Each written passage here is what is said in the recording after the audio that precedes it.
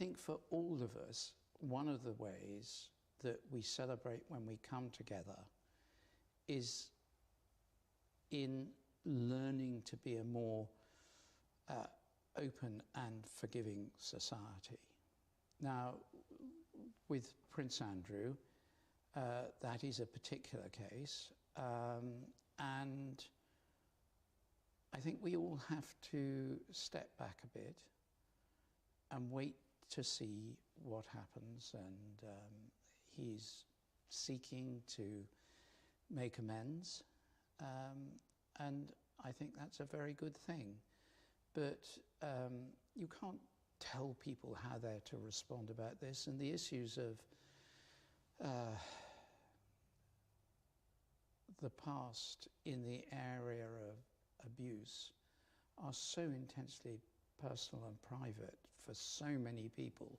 It's not surprising there's very deep feelings indeed. But as to the service at Westminster Abbey, I mean, she was remembering her husband of 70-something years. Surely, as human beings, we can say it's a good thing that one of her children was steadying her at that moment. I mean, what a strain for her. She needed every bit of support she could get. I guess some people would say.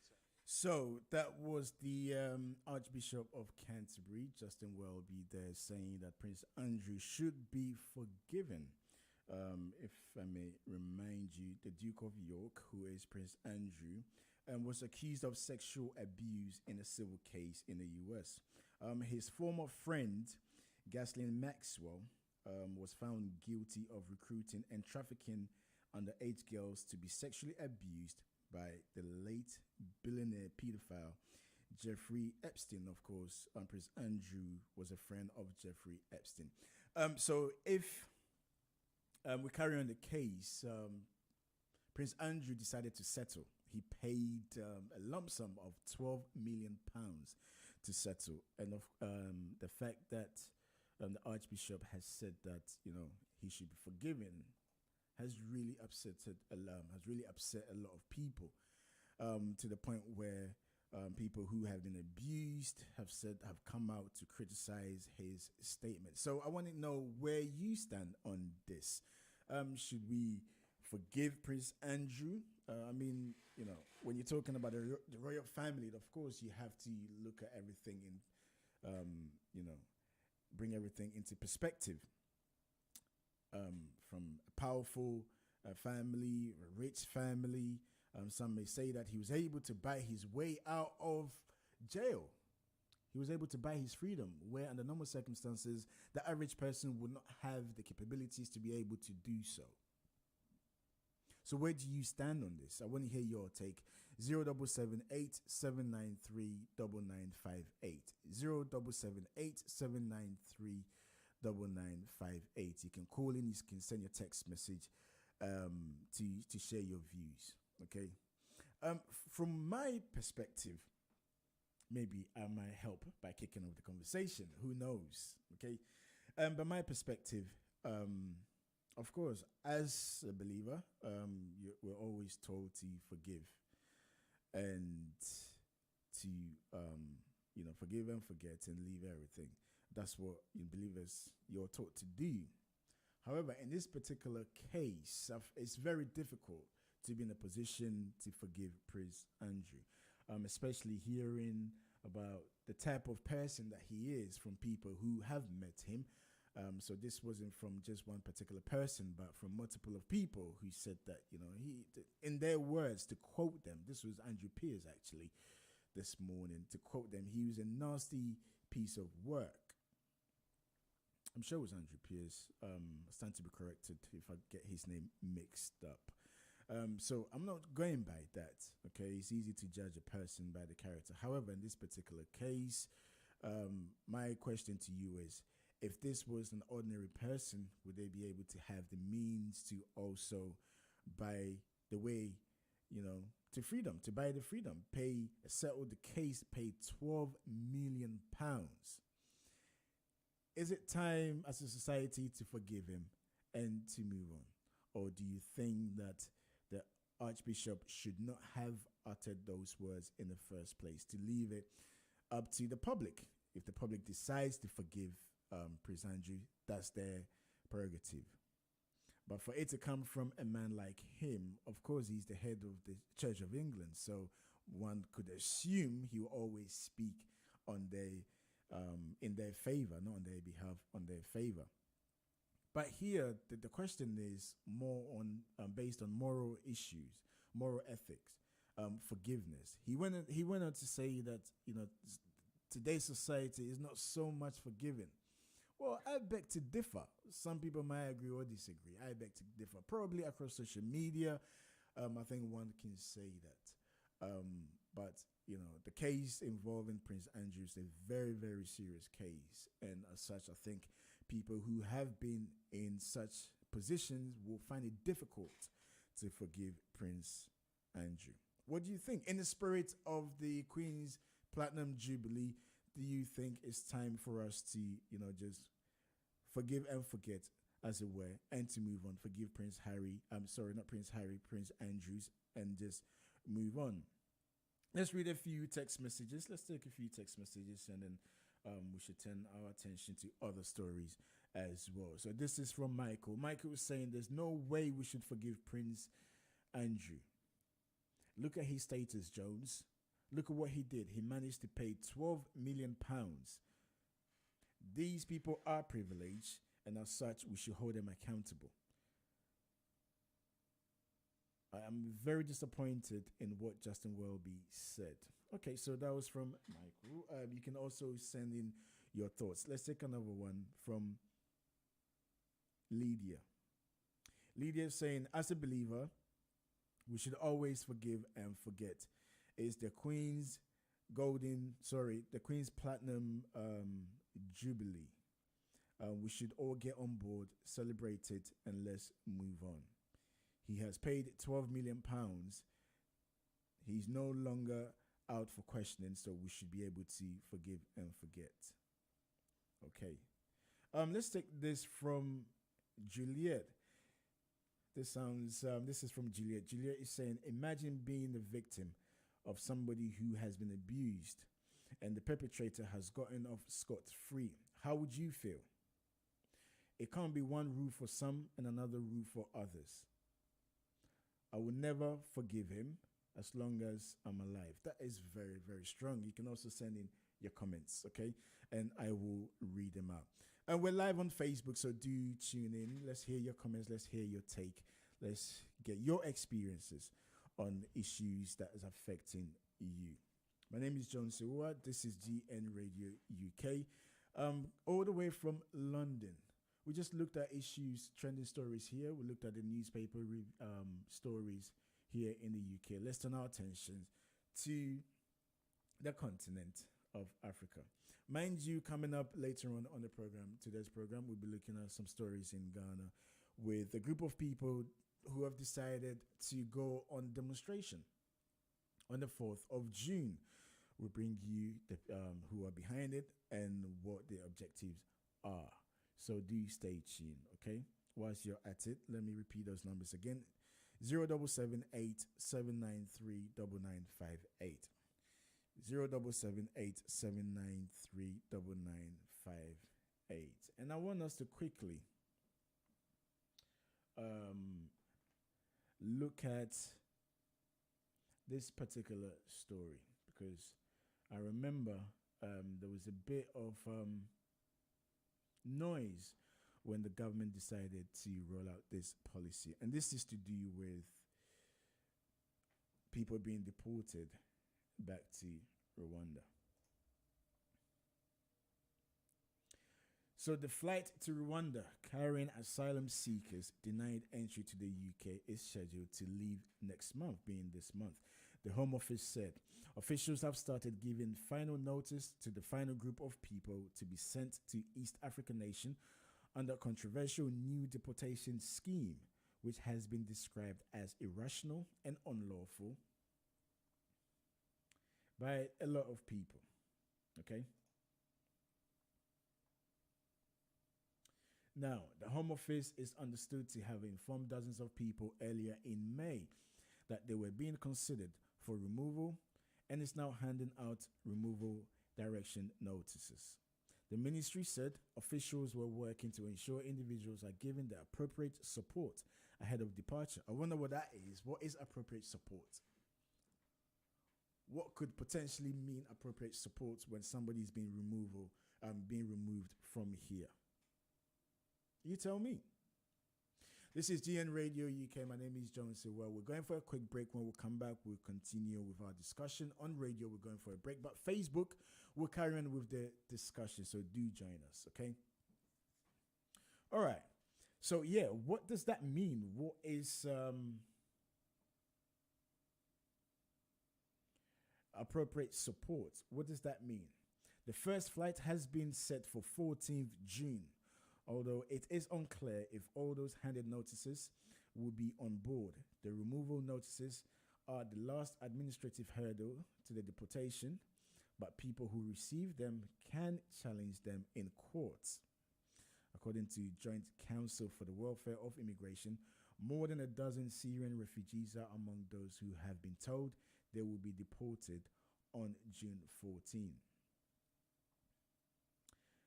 And this is from Priti Patel. Priti Patel, and I quote, the Home Office Secretary, she said, "While we know attempts will now be made to frustrate the process and delay removals, I will not be deterred and remain fully committed to delivering what the British public expect." End quote. So that is from Priti Patel. Several organizations threatened to take the Home Office to court over the removal policy. Sonia Skeet, Chief Executive of Freedom for Torture, a charity that is challenging the policy in court, said, and I quote, "Given serious legal questions still awaiting judicial scrutiny, the announcement looks like political grandstanding by a Prime Minister desperate to divert the public from speculation about his fitness to lead our country." End quote. So, in a nutshell, the scheme, the policy, which is to send illegal immigrants to Rwanda in East Africa, is set to take effect from the 14th of June. The first batch of deportees will be sent to East Africa on the 14th of June. Interesting times ahead. Very, very interesting times ahead. Okay? And I would like to hear your take on this. First and foremost, when this story broke, I was a bit dismayed and really shocked that Rwanda will agree to such policy. Rwanda will agree to such policy. I was really, really shocked, and I didn't understand why they will agree to such thing. But then, listening to the president of Rwanda, Paul Kagame, he said something which I thought, okay, may justify why they availed themselves to receive the illegal immigrants. He said it started during the crisis in Libya, where a lot of Africans were being sold as slaves. A lot of Africans were trapped in Libya. And as such, many countries were not willing to open their borders to accept these people. So he called for a meeting to find ways in which they could help people who were stranded in Libya back to, at least, if not back home, back to Rwanda. And it's through the same process that they availed themselves, opening their borders for people being detained here or people not being allowed entry to be sent back to Rwanda. Now, whether you agree or disagree, I would like to hear your take on this particular issue, because I know a lot of people in our community will be affected by this policy. So let me hear your take on this. I mean, if we look at the Windrush situation, everybody has a right to question the motives of Priti Patel, the Home Office Secretary. You know, it's for me. It just looks as if there's one rule for one and one another for others. In particular, if you compare and contrast, okay, if you compare the way in which the UK opened their arms to refugees coming from Ukraine, and of course, there's war in Ukraine, but so are people who have landed on the shores of Great Britain, who are also fleeing from war and persecution. And there you tend to see that people are not being treated the same. They're not being treated the same. So let's hear your take. I know that a lot of people would be affected, people in our community. Do you have faith in the system? Do you believe that once people have been deported to Rwanda, the case could be listened to and there's a way in which they will find themselves back here? Do you actually believe what Priti Patel is saying? Or do you reckon as soon as they're deported, that's it, case closed? I mean, I don't know whether you've had any experience in dealing with the Home Office. And it's very, very difficult. I mean, lawyers will tell you, we have lawyers here all the time trying to tell us about people trying to sort out their documents and how difficult it is. You know, this is with lawyers, let alone, you know, an individual. Soon we'll have Julius Baluto on the line to talk about this particular issue that is happening right about now. Okay, let's turn our attentions to other stories as well. But before we do that, I'd like to say one quick thing. Some were complaining when this story first came out about Priti Patel. Of course, Priti Patel's background, her family grew up in Uganda. And this was, I think, during the 70s when the expulsion of Indians left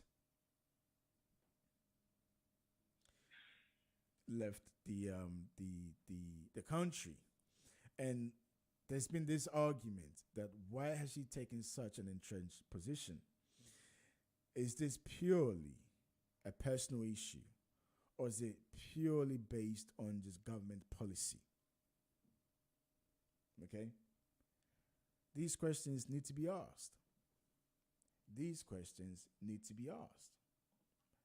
And we're here to ask those questions because from my understanding, to suggest that the country cannot accommodate these people, I think is nonsense, complete nonsense, because the Ukraine war and the refugees who came from Ukraine have proven otherwise. So the question is, how come these people are being looked after, being accepted? But other people, other nationals are being sent to East Africa, whilst the case is being looked at. Okay, my name is Jones. Thank you for staying tuned. I'm not going anywhere yet. Don't go anywhere yet. We're taking a quick break. When we come back, we'll continue with our discussion. Don't go nowhere yet. We'll be back soon. Davidson Band UK is at 8 again, all my days. And this time around is going to be bigger than ever. Guess what? They are bringing the maestro, Mr. Music Man, the legendary Kojo Entry. Also performing Keche live in concert UK with the Davidson Band UK. This is going to be happening on the 30th of July 2022. DJ on deck, DJ TQ, hosted by Da Force. Venue, Dominion Center 9, the Broadway High Road, Wood Green, N2260S. Tickets available at www.eventbrite.co.uk. This is a must not miss show. See you there. Yeah.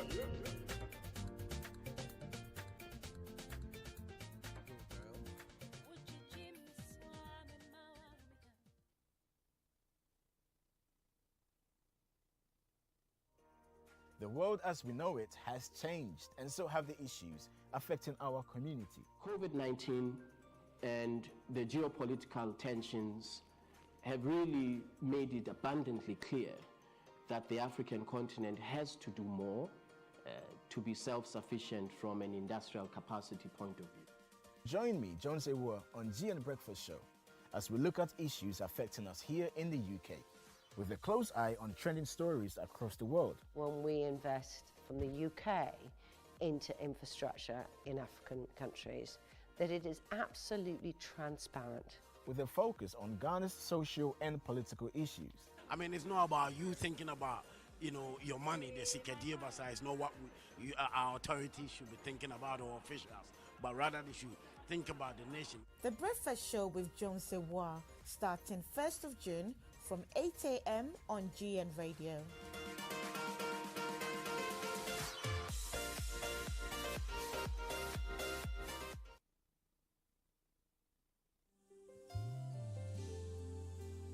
abusuafo yɛde dwumadie foforɔ ɛbrɛ mu wɔ GN Radio. Your friend of worship and inspiration every Sunday evening between the hours of 7 and 9 p.m. Daniel Kweku Datson and Amanda Ofori at the Dwumadie Ebro. Make sure that you tune in. It's going to be an awesome moment of worship, God's word, conversation, gospel celebrity interviews, Bible knowledge, and what have you. And also your comments. I want to hear from you, your testimonies, what inspires you, and a lot more. Make sure say on misses our program every Sunday evening at GN Radio.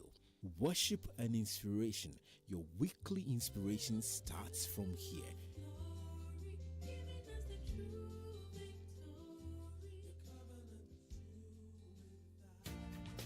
Davidson Band UK is at 8 again, oh my days. And this time around is gonna be bigger than ever. Guess what? They are bringing the maestro, Mr. Music Man, the legendary Kojo Entry. Also performing Keche live in concert, UK, with the Davidson Band UK. This is gonna be happening on the 30th July 2022. DJ on deck, DJ TQ, hosted by Da Force. Venue, Dominion Center 9, the Broadway High Road, Wood Green, N22 6DS. Tickets available at www.eventbrite.co.uk.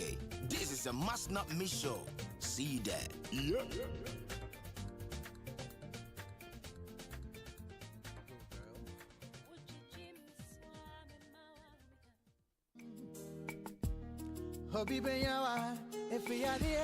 Ayampo, ewiasi so bibanya wo a ene yare nanso pastanti shala obepie mu o man mu de menti so bia de yare asiri obi da won a wakɔ ne ho nyinaa ya dansedie nko a onyame nam ne dom so ayi akyia nako a ye nananmo bi biduru a no mu de sa yare wa ema ebi mu di mfinhia wo ha ne aduonu ane wo ha ne akire no ɔde abepie ya man mu a sabre de ɔde gye yankwa dodo no a na wo diabetes, high blood pressure, stroke, high cholesterol, cocoa, anasa nidane, ana obi a wani so ye usisi, arthritis, anasa sasabro, fibroid, skin rashes, bema o yire fra o comfort, e won paso, ana oba wo pa wo. Inti Shalom Herbal, e your last stop. Ono de, wode yanya ye krom, ahahama, ene ye nubina, ena sabre ode san yare. Sema mo yare bi din a, na no ntia se oni na duro. Gise wadru pastor Inti Shalom Herbal. Asoe, ansa no wate de America na see. Enti wo a wutie me. Yare ba no agya tumu se we dia wo yare no no. Na Syria sahini Naaman, e yare kwata. Na wapa anu aduru a. Nanso ebra oti onyame akoa, odifo Elisa anka, na okohunu no no. Onyame fa ne so, esa ne yare. Enti yare bia wonam mu. Yare bia etete wo. Yare bia ha wo no. Enne Welcome back to GN Radio UK. My name is Jones Awuah, bringing you the morning breakfast show on here, all the way in our London studios. Just to remind you, if you want to call in, or you can call in, I'm asking you to call in to share your views, okay? As I've been saying, this is not a monologue, it's a dialogue. I want to hear your take, because whatever happens here affects us in one shape or form. The number to call is 0778 793 9958. 0778 793 9958. Let's hear your take. Now, before we went on a break, the story we were looking at was the policy of the government to deport asylum seekers to Rwanda. This is a case that when this scheme was first introduced, there was an uproar. The likes of Priti Patel, the Home Office Secretary, was adamant that this is the right policy.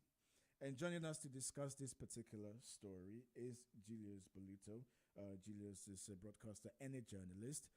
Julius, thank you very much for joining us. And now this policy takes effect on the 14th of June.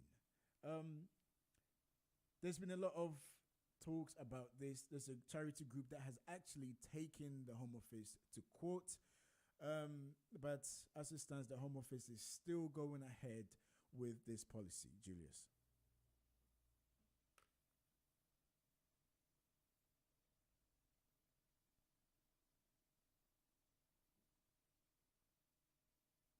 Hello, Julius. Oh, can you hear me? Yes, now we can. Great. Okay, yeah. I missed the last part of your question, but I'm assuming you are talking about the deportations to Rwanda. Is that the case? Yes, correct. Yes. Yeah.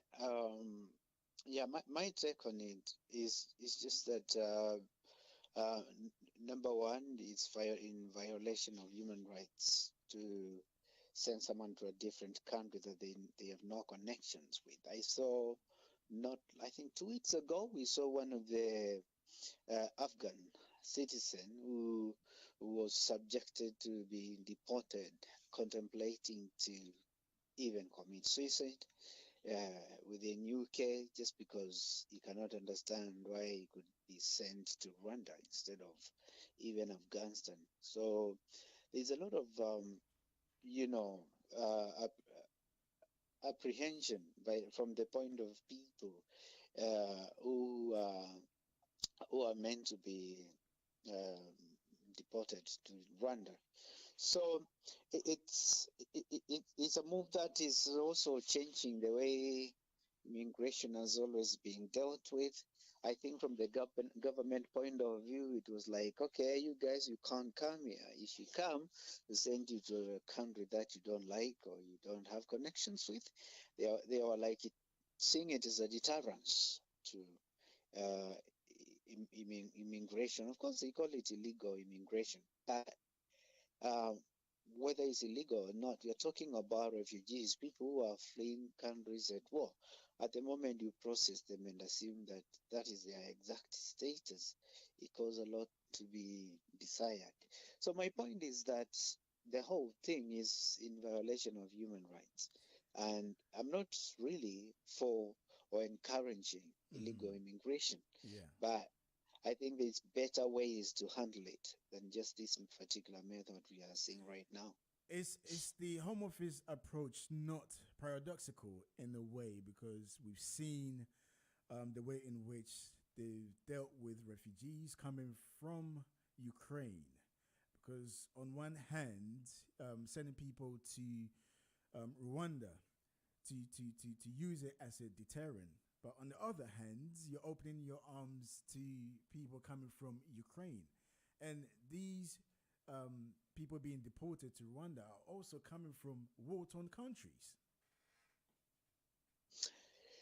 It's a hypocritical move, and it just goes to spell the values of people, because the point that sends across when we see how, even UK, we saw UK government encouraging their own citizens to allow to have Ukrainians live with them, and the government will pay some money to these families that took on Ukrainian to stay with them, because that has been amazing in itself to watch. It's like on one hand you're like, you're not a human being enough if you come from a different world, but you are a human being enough if you're coming from Ukraine. I see, but also you realize that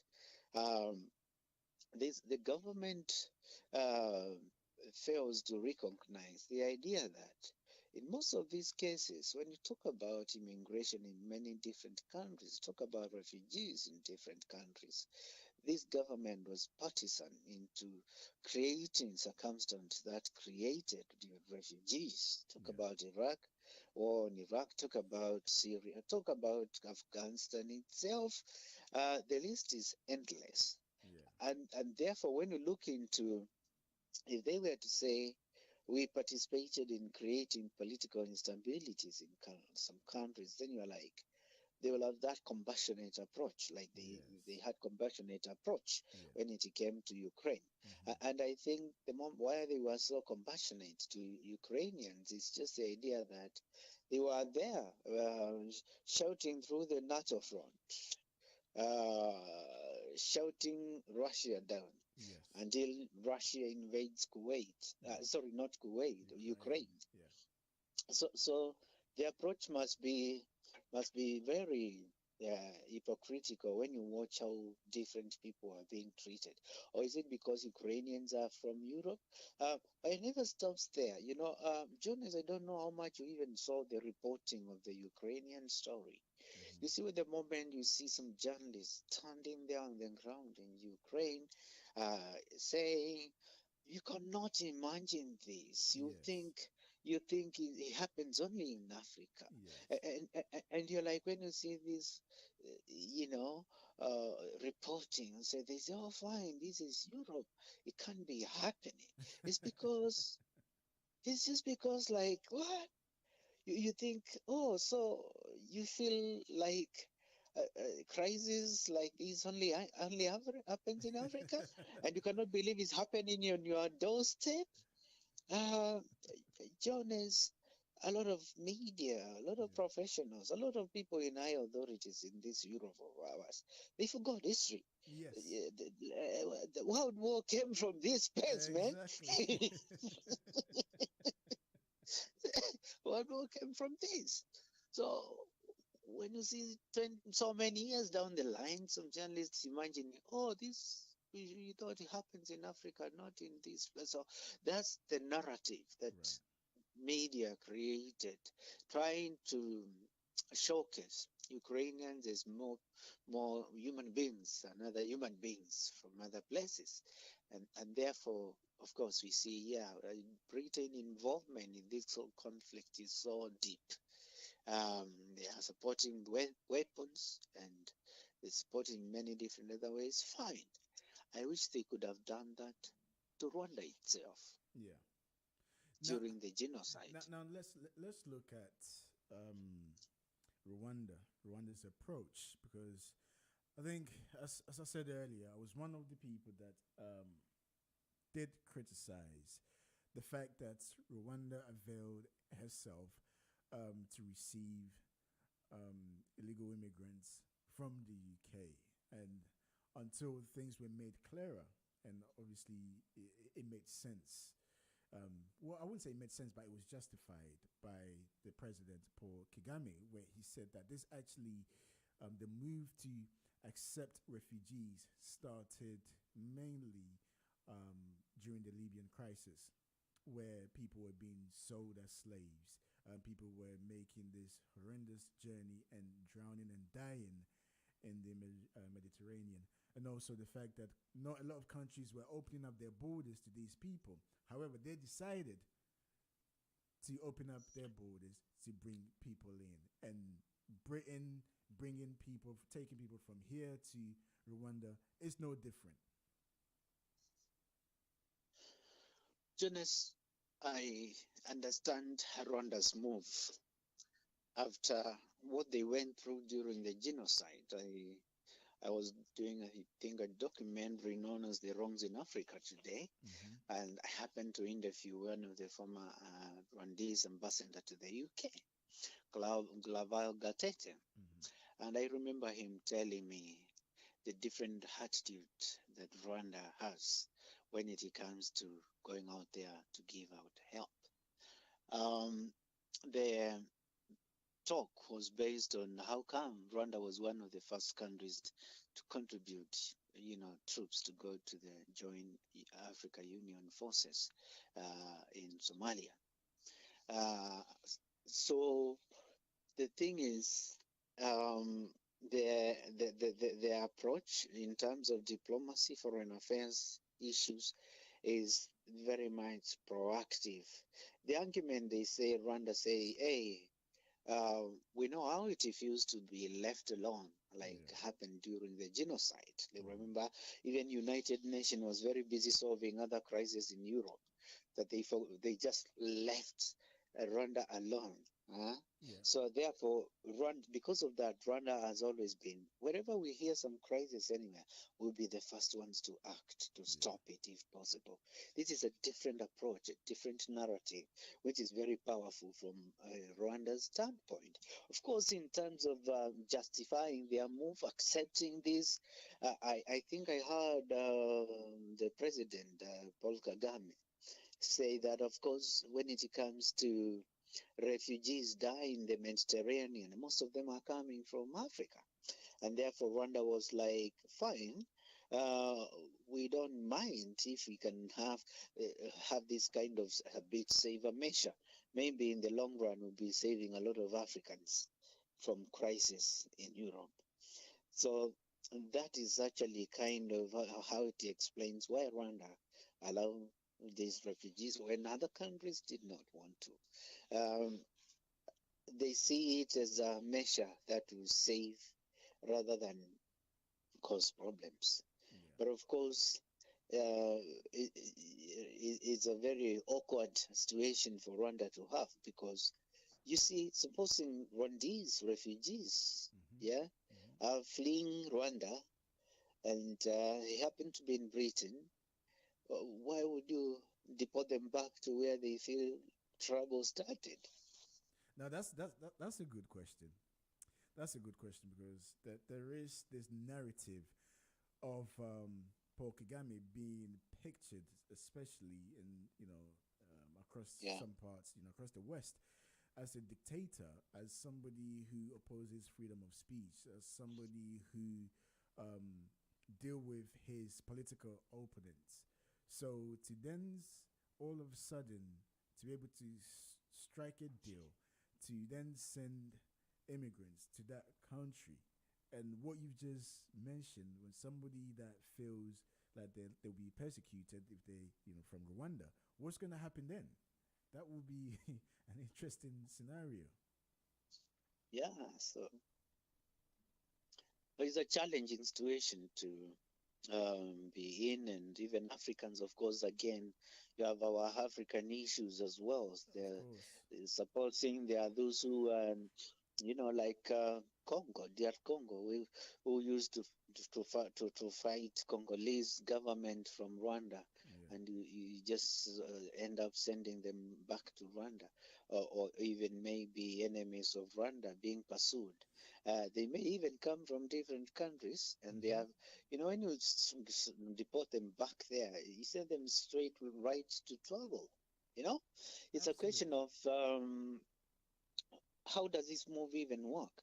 And also in terms of money as well, in terms of also community life. You see, no wonder then when you see a lot of refugees from other countries hesitating to go to Rwanda, because in this world of today, media coverage tends to only focus on the negative. And I know in people's mind, a lot of people who don't even know Rwanda changed and is such a different country and a lovely, brilliant place to be. Maybe the only time they heard was during the genocide. And that is the only news they have about Rwanda. So I'm from Afghanistan. I'm a clever dude. I went to university. I studied.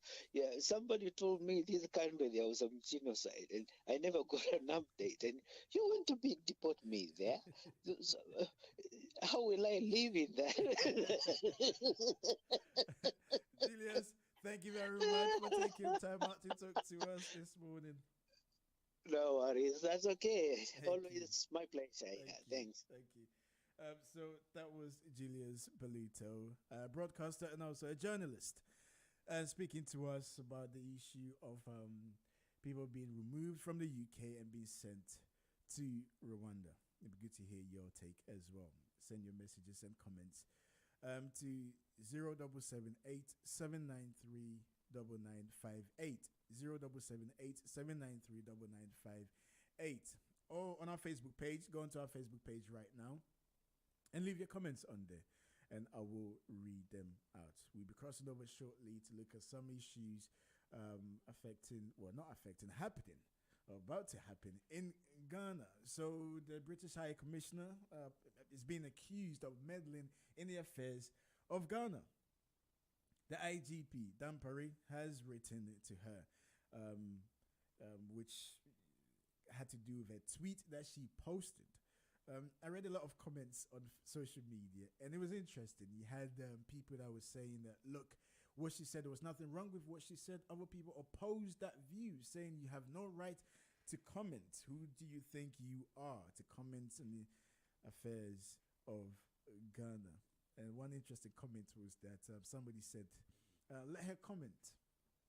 At the end of the day, your government will be going there to strike trade deals. So let her comment. She has every right to comment. But we'll come to that very, very soon. I want us to quickly look at one devastating story that took place in Cameroon. Suspected separatist militants in Cameroon are reported to have killed at least 20 people in an attack on a village near the border with Nigeria. The local mayor, Ekwale Martin, said that more than 60 others were injured during a raid on the village of Obroni, the southwest region. The separatists wanted the inhabitants to pay them money each month. They refused, and that's why they attacked. This according to the mayor. On Tuesday, Cameroon's army said it had freed a kidnapped senator and several other hostages. Elizabeth Regina Mundi was seized last month in northwest region, where Anglophone separatists have mounted an armed campaign to break away from the mainly French-speaking country. The International Crisis Group says more than 6,000 people have been killed and more than 700,000 displaced in clashes between militants and security forces since 2017. Okay, so we'll get our journalist in Cameroon to speak to us very, very soon on that particular story.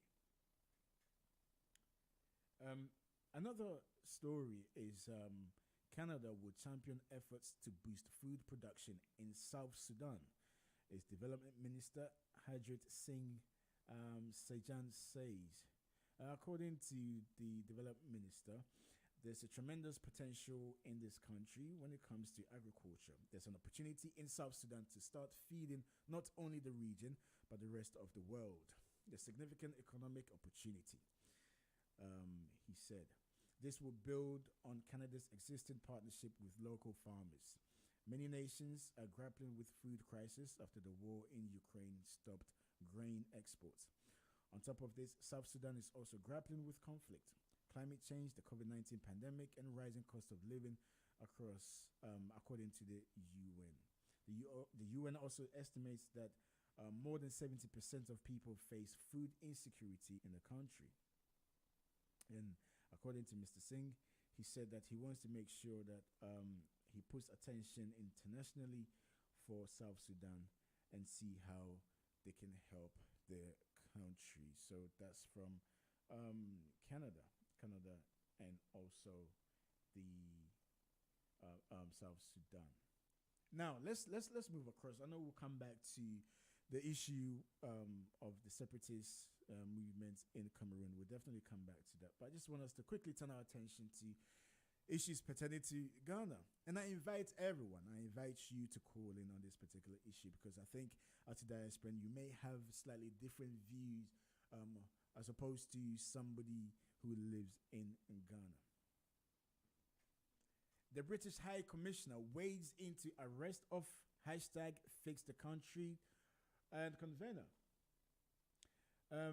According to Dan Parry says that the British High Commissioner is in the breach of the Vienna Convention on Diplomatic Relations for her tweet with the title of it dubbed Dufiasem. It just simply means me mind your business. So IGP issues stern warning to British High Commissioner. The Inspector General of Police, Dr. George Akufu Dampari, has had a cause to send a 4-page response to the British High Commissioner to Ghana, Harriet Thompson. Mind you, I have met Harriet Thompson over a tweet she made on May 17, 2022, expressing interest in a case of the arrest of Oliver Baka Vomawo.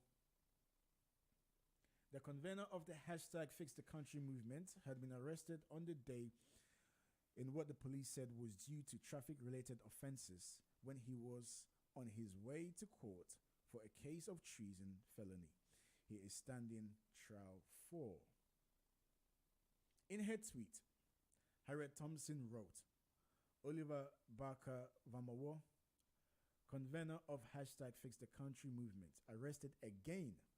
I understand for a motoring offense on his way to court. I will be interested to see where this goes, end quote. But what it seems like the longest reply ever by the IGP on the matter since he took office has asked the British diplomat to avoid meddling in the internal matters of the host country. And I quote, for the moment, we would recommend a Ghanaian saying that might guide you in your diplomatic engagements. The saying goes, do fiasem, it means learn to keep within the limits of what concerns you. The concluding parts of the statement signed by the IGP said.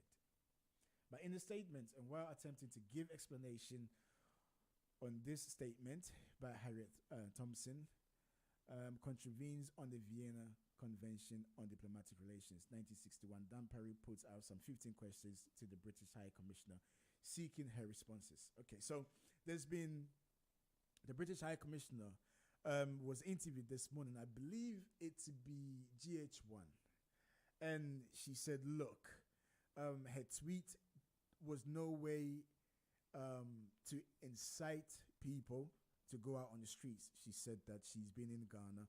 She's lived in Ghana. Ghana's a beautiful country with beautiful people, and Ghana's a peaceful country where people the rule of law is respected, and also democracy is respected in the country.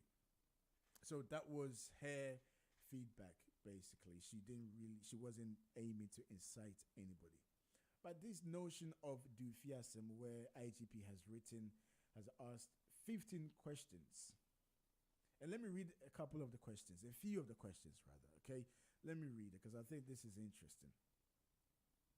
Here are the questions. Are there instances in your country where people are permitted to openly threaten the security of the state with a coup? Second question. In instances where individuals have threatened the security of a state, does your criminal justice system celebrate such persons and urge them on to destabilize your country? As a foreign service officer, even though you might not have personal experience, you doubtless have access to the records of the periods of unrest and coups in Ghana. Are you really wishing on us a return to those times? Look, listen, I think, oh gosh,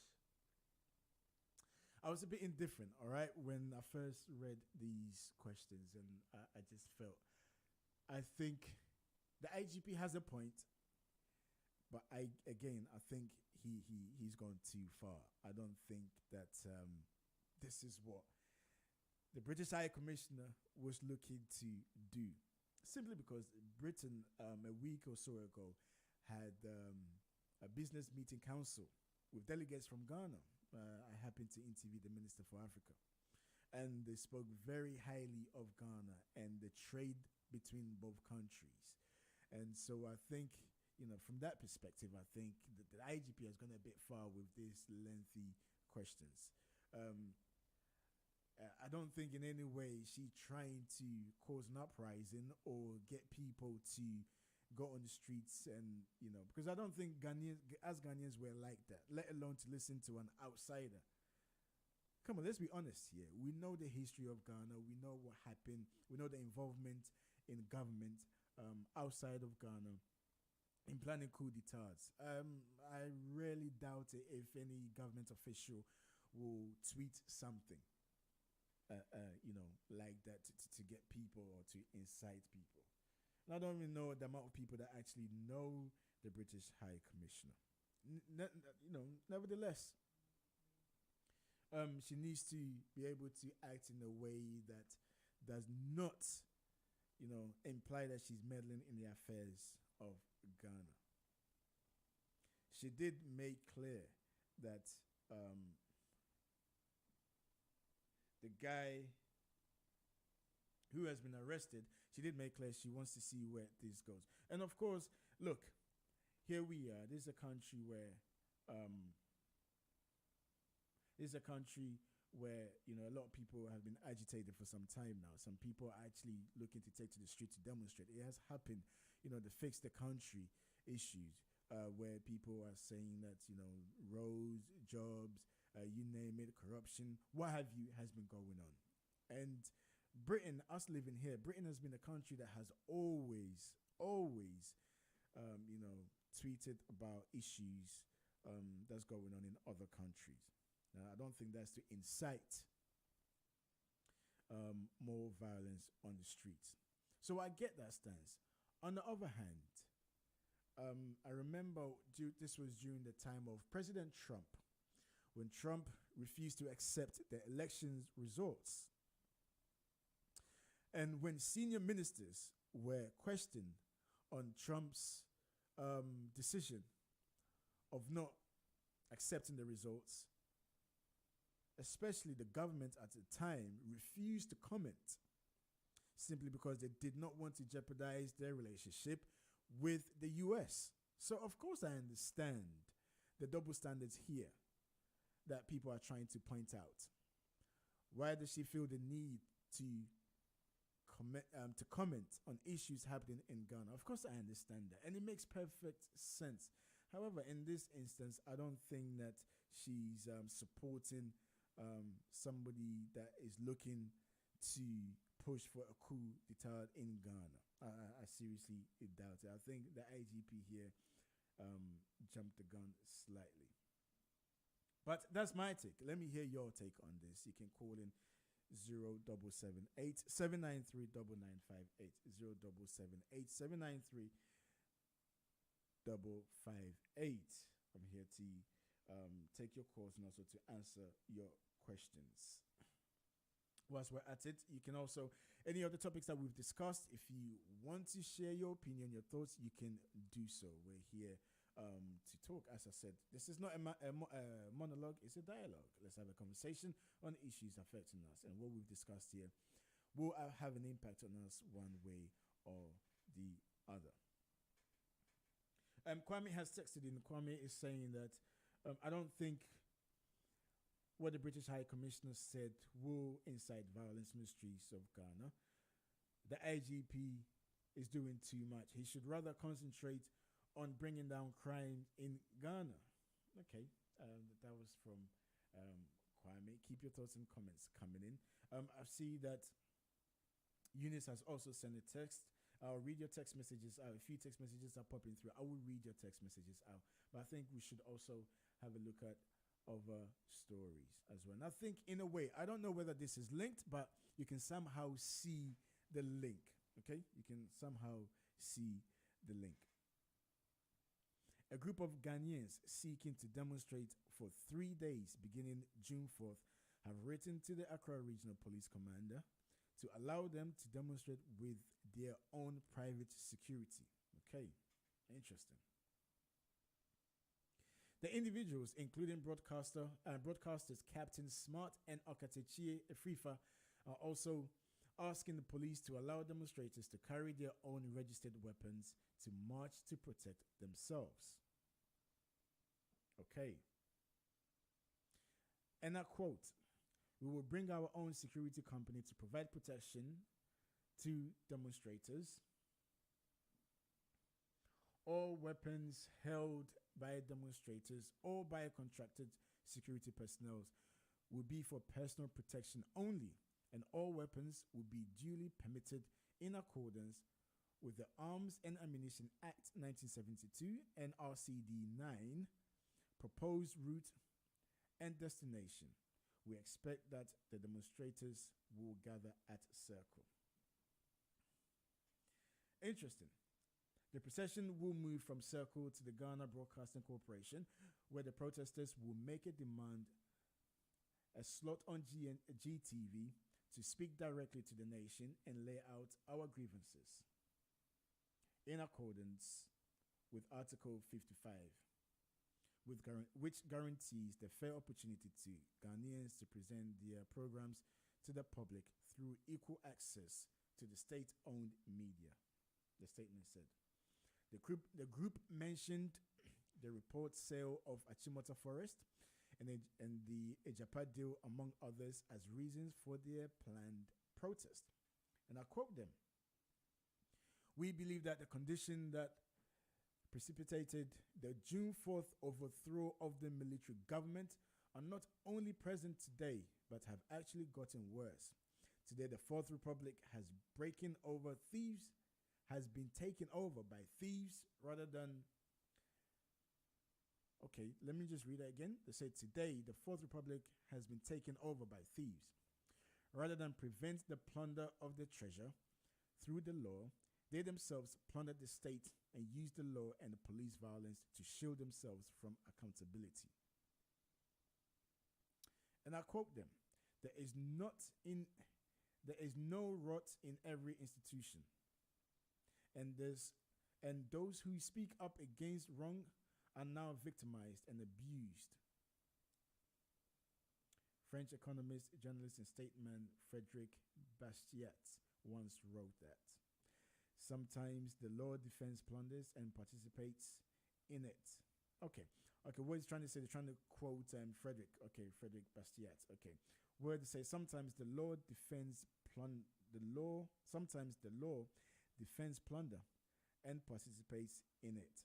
Sometimes the law places the whole apparatus of judges, police, prisons, and soldiers at the service of the plunderers and treats the victim, when he defends himself, as a criminal. Now, this is very, very interesting. This is important, okay? This is really, really important. But before we come to that particular story, I want us to just turn our attention to the story which I spoke of earlier, to do with what's going on in Cameroon. We're still trying to get the journalist online. As and when we do, we'll definitely get her on there to get more details as to what's happening in Cameroon right now.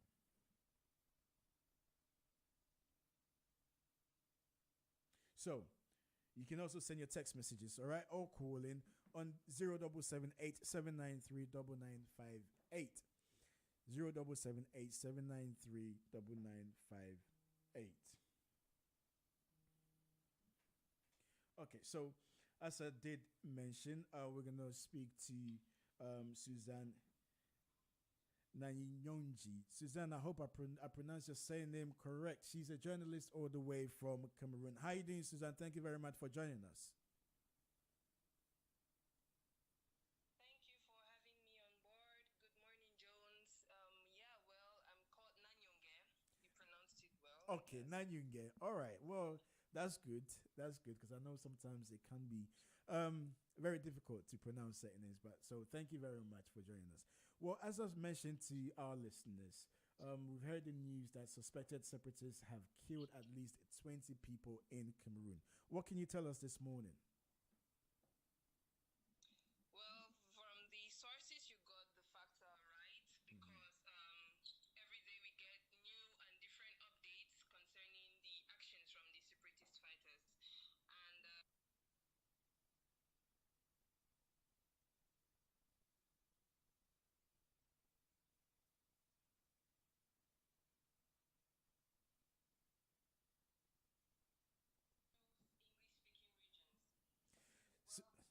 Suzanne, let me interject quickly because I've been told that we're not getting the sound properly. So just stay put for a minute. We'll try and get you on another line. All right? Thank you. We'll definitely call you back to get you on another line. So that was Suzanne Nyonji in Cameroon giving us an update as to what's happening in Cameroon. We'll try and get Suzanne back on another line. This is GN Radio. My name is John Awuah. We're taking a quick break. When we come back, we'll continue with our discussion. Don't go nowhere and stay tuned. Keep it locked here on GN Radio. We'll be back shortly. Davison Band UK is at 8 again, all my days. And this time around is gonna be bigger than ever. Guess what? They are bringing the maestro, Mr. Music Man, the legendary Kojo Entry. Also performing Keche live in concert UK with the Davison Band UK. This is gonna be happening on the 30th of July 2022. DJ on deck, DJ TQ, hosted by Da Force. Venue, Dominion Center 9, the Broadway High Road, Wood Green, N226DS. Tickets available at www.eventbrite.co.uk. This is a must not miss show. See you there. Yeah.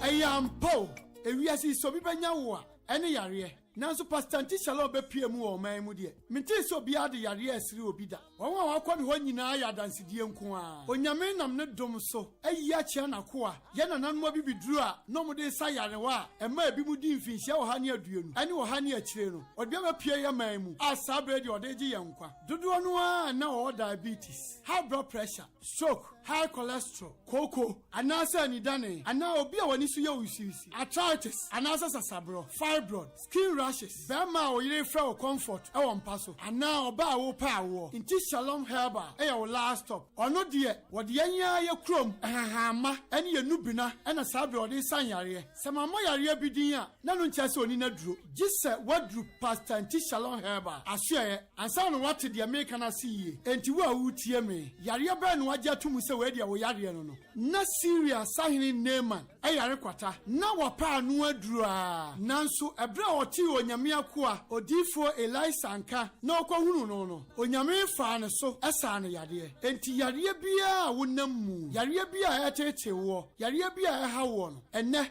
frɛ Pastor Nti Shalom e wo 074 48 60 62 63 ana 079 30 65 77 50 or 079 84 02 41 64. The landline UK is 02 03 65 20 297. So what Germany so we bet me a friend was 00 49 69 30 08 89 65 and now 00 49 17 63 70 43 518.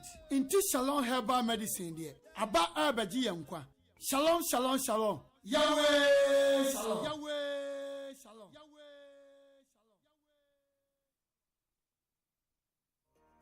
The world as we know it has changed, and so have the issues affecting our community. COVID-19 and the geopolitical tensions have really made it abundantly clear that the African continent has to do more to be self-sufficient from an industrial capacity point of view.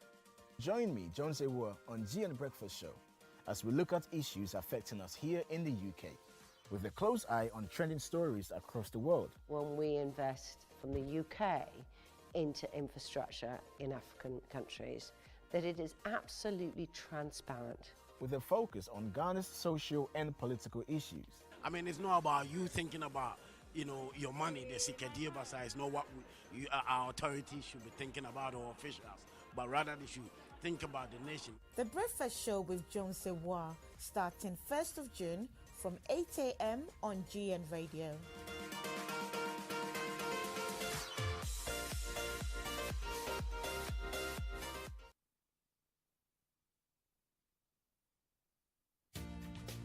Davison Band UK is at 8 again, all my days. And this time around is gonna be bigger than ever. Guess what? They are bringing the maestro, Mr. Music Man, the legendary Kojo Entry.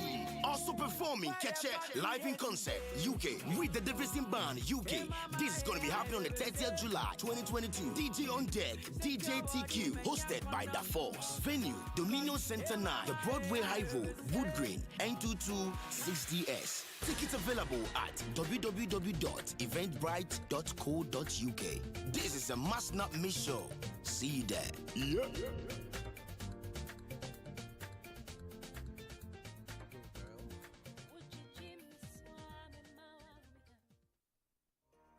The world as we know it has changed, and so have the issues affecting our community. COVID-19 and the geopolitical tensions have really made it abundantly clear that the African continent has to do more to be self-sufficient from an industrial capacity point of view.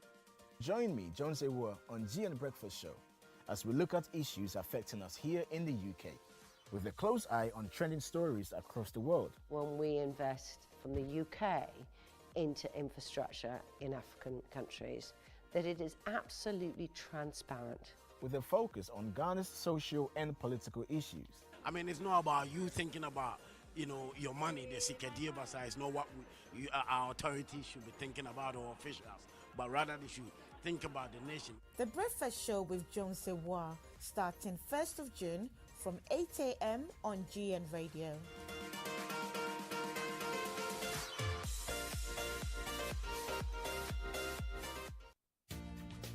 Davidson Band UK is at 8 again, oh my days. And this time around is gonna be bigger than ever. Guess what? They are bringing the maestro, Mr. Music Man, the legendary Kojo Entry. Also performing Keche live in concert, UK, with the Davidson Band UK. This is gonna be happening on the 30th July 2022. DJ on deck, DJ TQ, hosted by Da Force. Venue, Dominion Center 9, the Broadway High Road, Wood Green, N22 6DS. Tickets available at www.eventbrite.co.uk. This is a must not miss show. See you there. Yeah.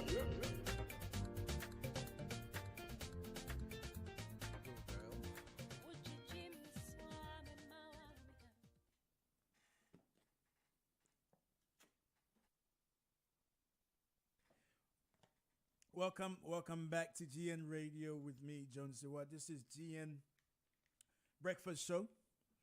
This is the first show, and the show will be running from Mondays to Wednesdays from 8 a.m. So do make sure that you do stay tuned and also get involved in the discussion. As I keep saying, it affects the issues that are ongoing, affects us in one way or the other.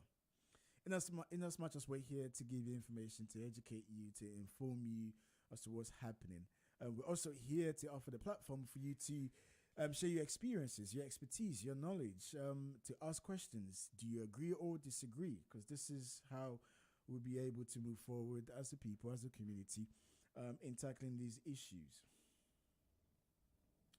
So get involved. Let's hear your take. And let's keep the conversation going. Just remind you, we are on all social media platforms. You can find us and follow us. The tagline is at GN Radio UK. So on Twitter, YouTube, Facebook, Instagram, make sure you follow us. You can find us across all socials. And you can listen to GN Radio UK on TuneIn. All right? So you have no excuse but to get involved. And let's hear your take. Now, before we went on the break, we're trying to get Suzanne on to talk about the story of a separatist movement in Cameroon. As it has been reported that they've killed 20 people and over 60 people have been injured. But unfortunately, the line wasn't that great. We couldn't hear her, and we're trying to get her back. So as and when we do, we'll bring her back on. But now I want us to focus on what's happening in Ghana. If you just tuned in earlier, I spoke about the tug of war. Well, let me take out war because I don't want to give the impression that this is serious than they ought to be. All right. So the British High Commissioner to Ghana tweeted about one of the main vocal people within the hashtag, the Fix the Country movement, being arrested again. And her tweet was, he's been arrested again. She's waiting to see what will happen with this one.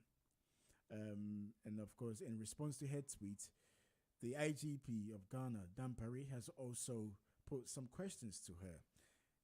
He sent a lengthy, this is like an essay, right? In a mini essay, a lengthy letter asking her 15 questions. Some of the questions, I believe, from my personal opinion, I think went a bit too far. But then again, that's my opinion. What do you make of it?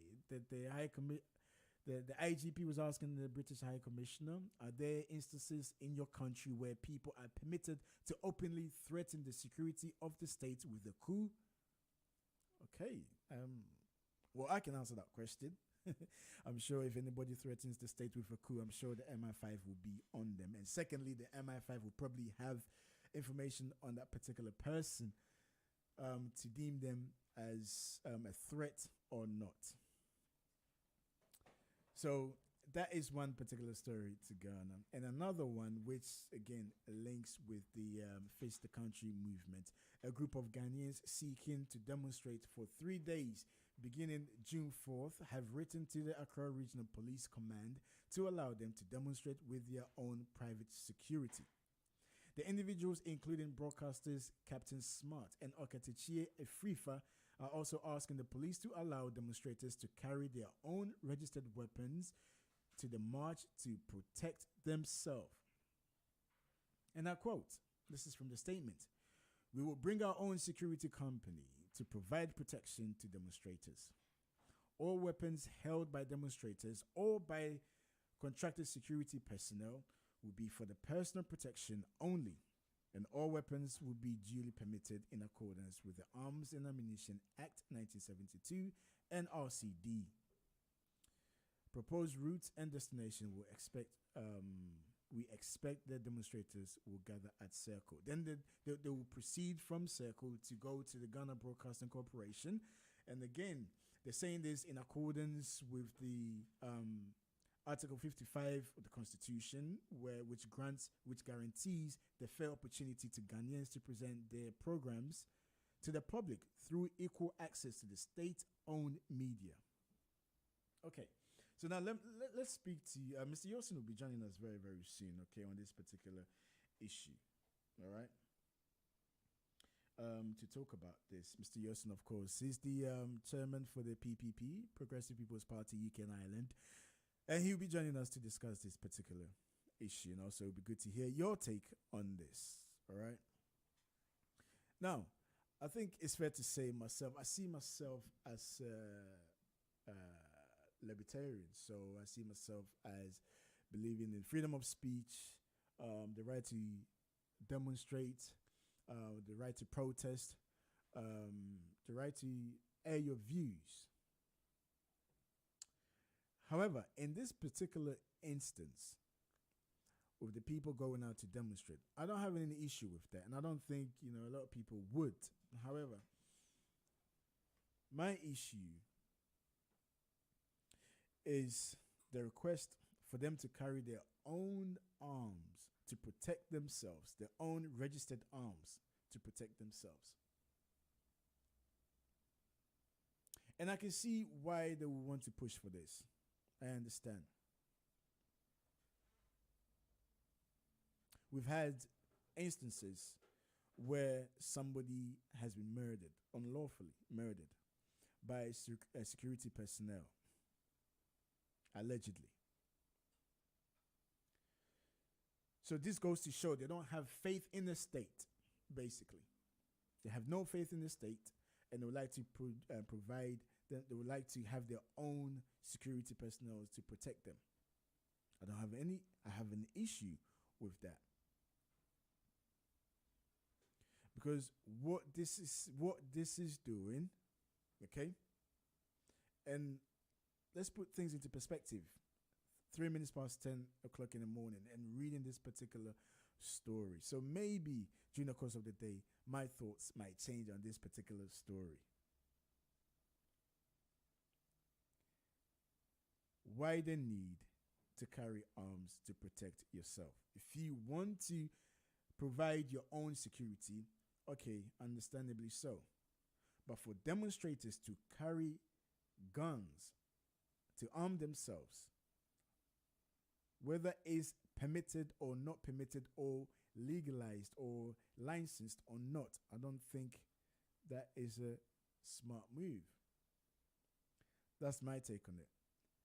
I'll share more of my views shortly. Taking a quick break. When we come back, we will continue. Stay tuned, don't go nowhere. This is GN Radio with myself, Johnson Awuah, bringing you the morning breakfast show all the way from our studios in London. We'll be back shortly.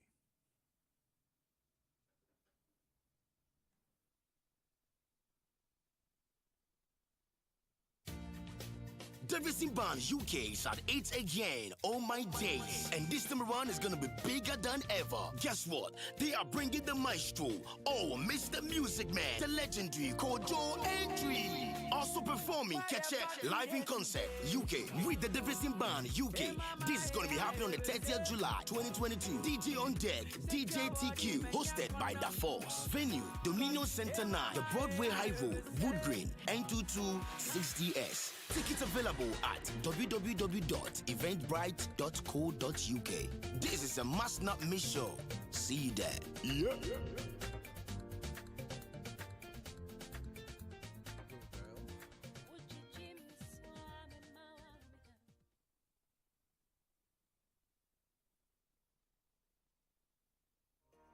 The world as we know it has changed, and so have the issues affecting our community. COVID-19 and the geopolitical tensions have really made it abundantly clear that the African continent has to do more to be self-sufficient from an industrial capacity point of view.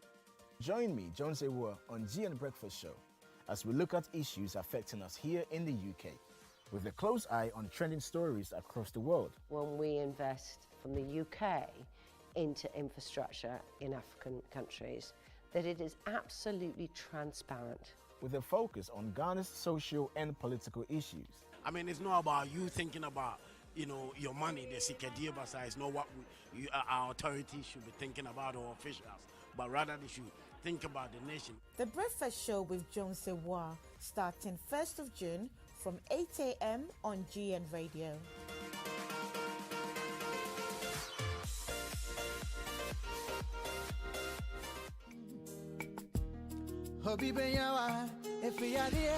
Ayam po, ewiasi sobi banyawa, ene yare. Nanso pastanti shalom be piemu o man mu de. Mente so bia de yare asiri obi da. Won wa kwa me ho nyina ya dansedie nko a. Onyame nam ne dom so. Ayi a chia na ko a. Ye nanan mo bi biduru a, no mo de sa yare wa. E ma bi mu di mfinhia wo ha ne aduonu. Ane wo ha ne akire no. Ode be pie ye man mu. Asa be de ode gi ye nkwa. Dodo no a na o diabetes, high blood pressure, stroke, high cholesterol, koko, anasa anidane, ana obi a wani so ye usisi, arthritis, anasa sasabro, fibroid, skin rashes, bema o yire fra o comfort e won paso, ana oba wo pa wo. Inti Shalom Herbal e your last stop. Ono de wo de anya ye krom, ahama, ene ye nubina, ena sabe o de san yare. Sama mo yare bi din a, na no ntia se oni na duro. Gise wadru pastor Inti Shalom Herbal. Ahwe ansa no what de America na see. Enti wo a wutie me. Yare ba no agya tumu se we de wo yare no no. Na Syria sahini Naaman e yare kwata. Na wo pa anu aduru a. Nanso ebre o ti onyame akoa odifo Elisa anka na okwahunu no no. Onyame fa ne so esa ne yare. Enti yare bia wonam mu. Yare bia etete wo. Yare bia ha wo no. Enne frɛ Pastor Nti Shalom e wo 074 48 60 62 63 ana 079 30 65 77 50 or 079 84 02 41 64. The landline UK is 02 03 65 20 297. So what Germany so what me a friend was 00 49 69 30 08 89 65 and now 00 49 17 63 70 43 518. Inti Shalom Herbal Medicine there. Aba abaji yankwa. Shalom, shalom, shalom. Yahweh, shalom. Yahweh, shalom. Davidson Band UK is at 8 again. Oh my days. And this time around is gonna be bigger than ever. Guess what? They are bringing the maestro, Mr. Music Man, the legendary Kojo Entry. Also performing Keche live in concert UK with the Davidson Band UK. This is gonna be happening on the 30th July 2022. DJ on deck, DJ TQ, hosted by Da Force. Venue, Dominion Center 9, the Broadway High Road, Wood Green, N2260S. Tickets available at www.eventbrite.co.uk. This is a must not miss show. See you there. Yeah.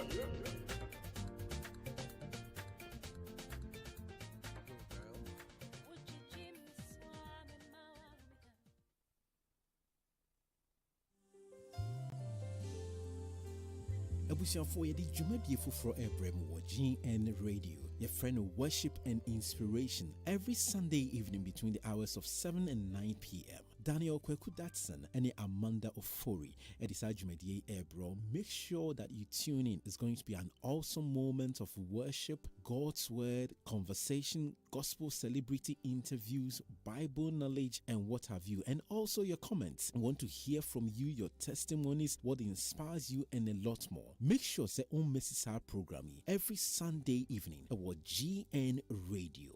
Worship and inspiration. Your weekly inspiration starts from here.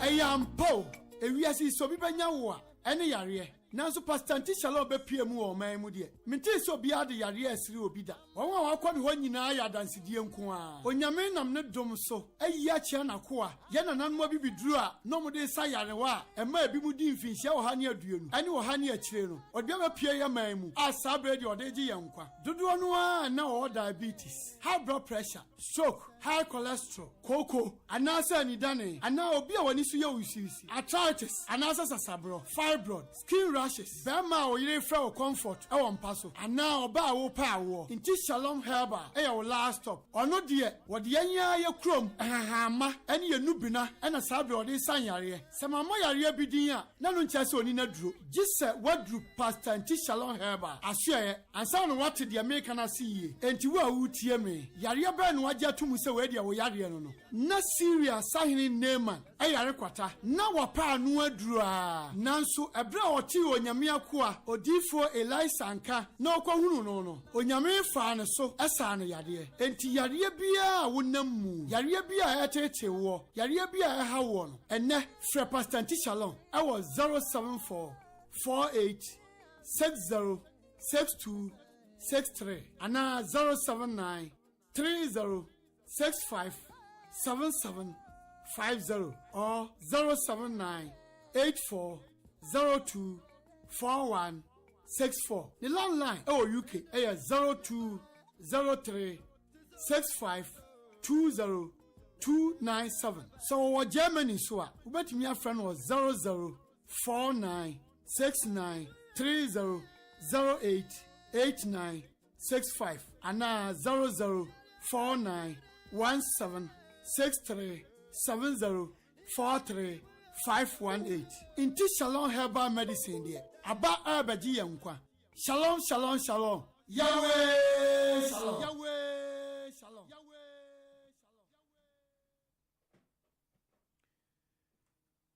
Welcome back to the program with me, Jones Awuah. This is GN Radio UK, morning breakfast show. It is now 12 minutes past 10.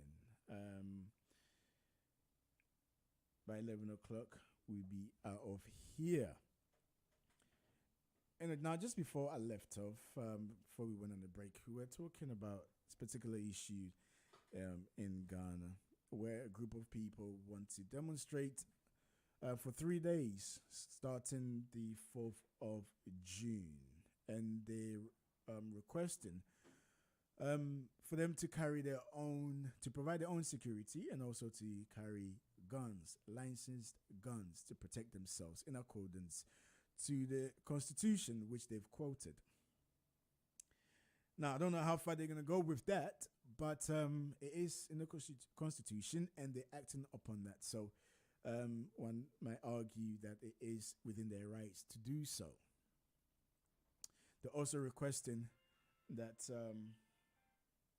they should be given the opportunity to also appear on the state television, GBC, as the Constitution says, to be provided a platform to also share their grievances. Now, to discuss the issue is joining us is Mr. Kit Yorson, chairman of the Progressive People's Party. Mr. Yorson, good morning. Good morning, Johnson. How are you, sir? Very well, thank you. Yourself? I'm very well, thank you very much. Okay, now this particular issue, Mr. Yorson. Yeah. And before we go on to that, have you heard about the the lengthy letter that the IGP sent to the British High Commissioner,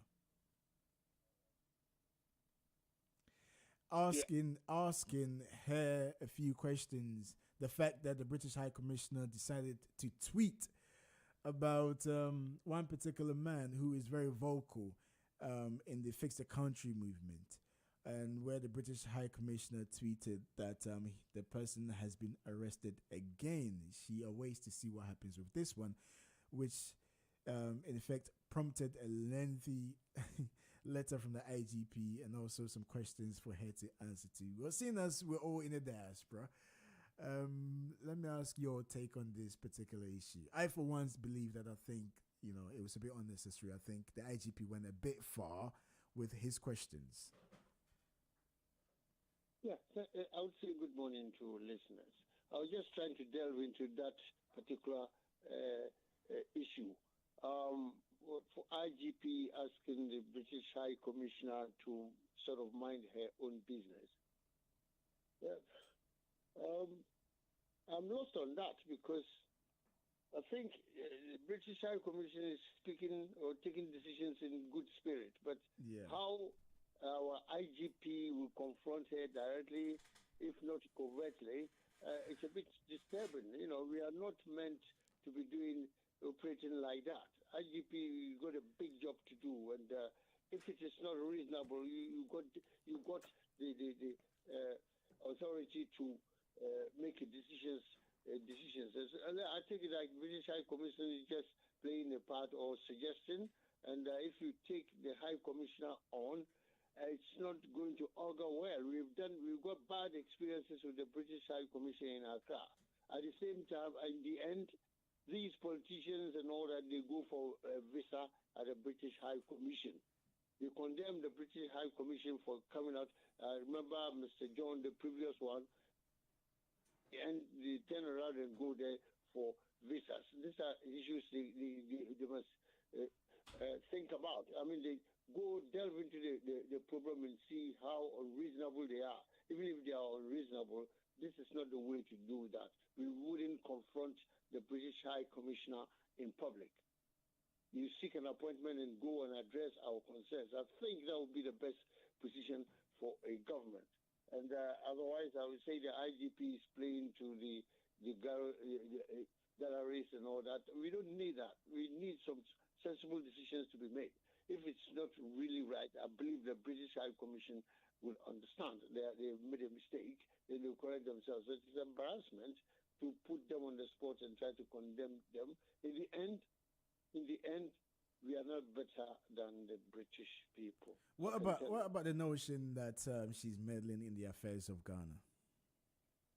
Yeah, will you say that again, please? What about the notion that the British High Commissioner is meddling in the in internal affairs of Ghana? Oh, that notion is not good, Jones. In this world, you see, we want the best in all situations. It doesn't matter where it comes from. But if it's a genuine criticism of our ways, so be it. We must accept it. This is what I'm saying. Even if we don't accept it, don't take it head on like that. It's unprofessional. It's not democratic at all. It makes us feel very embarrassed as a people. The policeman is just there to do his job. But if there's anything he's not sure, he can seek a redress, and the British High Commission will explain or convince him why they say they took that stand. But one is not very comfortable at all. But I think, Yeah, I think the reason for such response and in the manner in which it was delivered, I think is because the British High Commissioner decided to use a public forum to make such statements, and as such, the IGP felt compelled to also respond in the same manner. Yeah, thank you. That's a good idea. But that's why Mr. John Benjamin had the same problem with Ghanaians. So the question is, what's wrong with the black person? You don't want to, you not want to be reasonable? And mind you, these British people come from a country where there's transparency as much as possible. There's no transparency in Ghana. There's transparency. Even their own Prime Minister of Britain, they are trying to ask him to step down.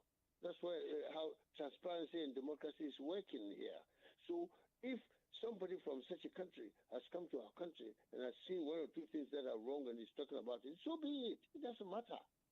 It doesn't matter. I mean, if it's seriously wrong, the British High Commission itself, the British government shall withdraw her from representing them in Ghana. So we have to watch these things. We also have the Ghana High Commission here. He's very quiet. He's not getting involved in matters of British matters or local matters. Because in this country, at least they do things much better than the African continent. Absolutely. When we have an African, a Ghanaian, a Nigerian, getting on the boat to Libya, trying to come here. Now they are telling them, my friend, if you come, we are going to take you to Rwanda. And people are complaining. The British government is the best decision ever made in my life that I've seen.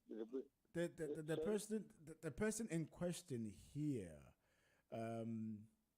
is the young man who goes by the name of Oliver Barker Awuah, who made some threats against the state of coup d'etats and whatnot, and for the British High Commissioner to send a tweet saying that Oliver has been arrested again. She awaits to see what happens.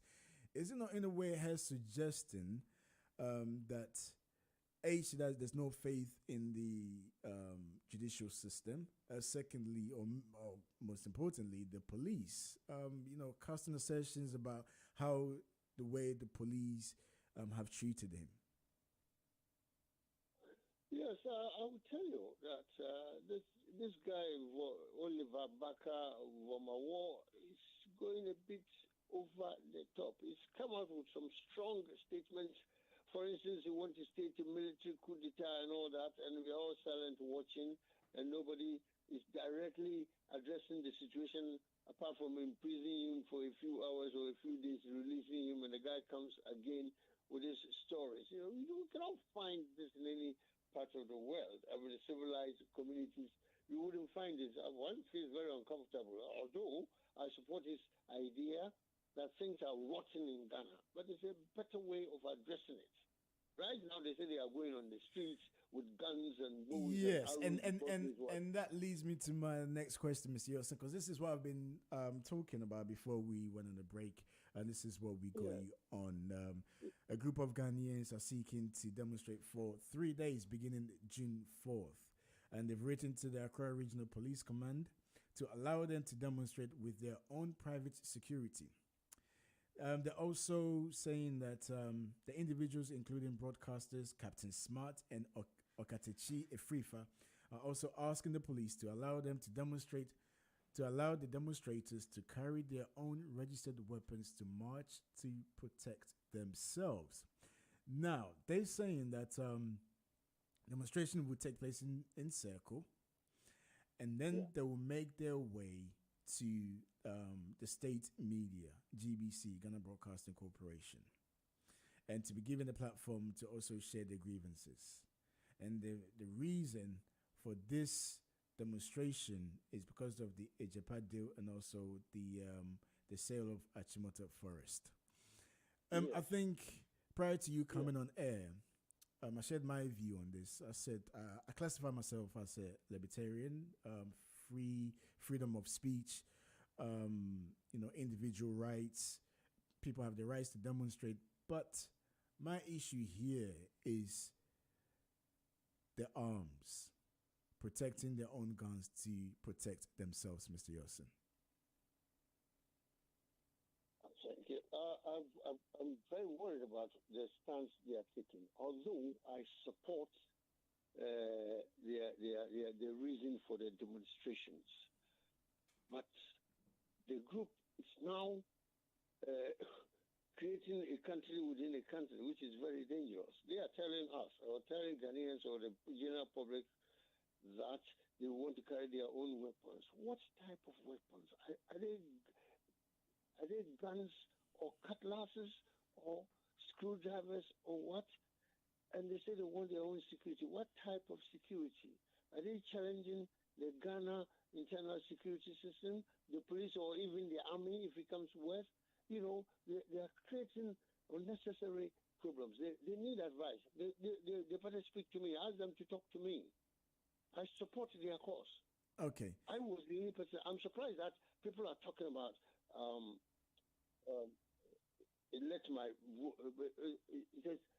fix the country. Fix the country, yeah. Fix the country. Kitty Yossin, was the only human being that wrote to Ghana government to listen to have a dialogue with the Fix the Country people. I'm the only one, the whole Ghanaians in the whole part of the world.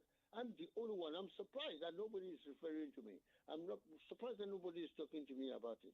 And when I wanted to interview these Fix the Country boys and girls, men and women, they killed one of them, one of their own in Ashanti region. They murdered the man because he's part of the Fix the Country stuff. I expect them to go into that, because since that man was killed, I've forgotten the name now. Since that man was killed, everything, they handed over to commission. Since how long do we have to go to commission of inquiry when somebody murdered somebody cold-blooded in general public? And now MPP government says committee of inquiry, because it's their own men who organized and got that man eliminated. It's their own man. If you read the story, it's an MPP top official in the center, in the Ashanti region. Allegedly. They relieved him of his post. Why do you relieve that man of his post? One of them posted a picture of that guy, who was chanting for going for Fix the Country. Suddenly the man was killed in a few days. And up to now, we don't know the conclusion. We do not. I understand the agitation of the people who want to go on the streets. But the Ghana government is not helping. Our government is not helping. Why is President Akufo-Addo not talking about it? Instead of getting to different countries, flying in jets, rented jets at exorbitant high prices, doing that, instead of taking charge of the country. Because in January 2017, he gave an oath to the people of Ghana that he will defend our country. This is not defending Ghana. Look at what the boys, the guys are doing right now. Right, Mr. Yossin, I just want to come in here. Simply because there is a significance of the particular date, June 4th. Yeah. And in as much as I support people's rights to demonstrate, to go out there to protest if they're not satisfied in the way in which the government of the day is running their affairs. Yeah. There is something here which they quoted, and I think it's alarming.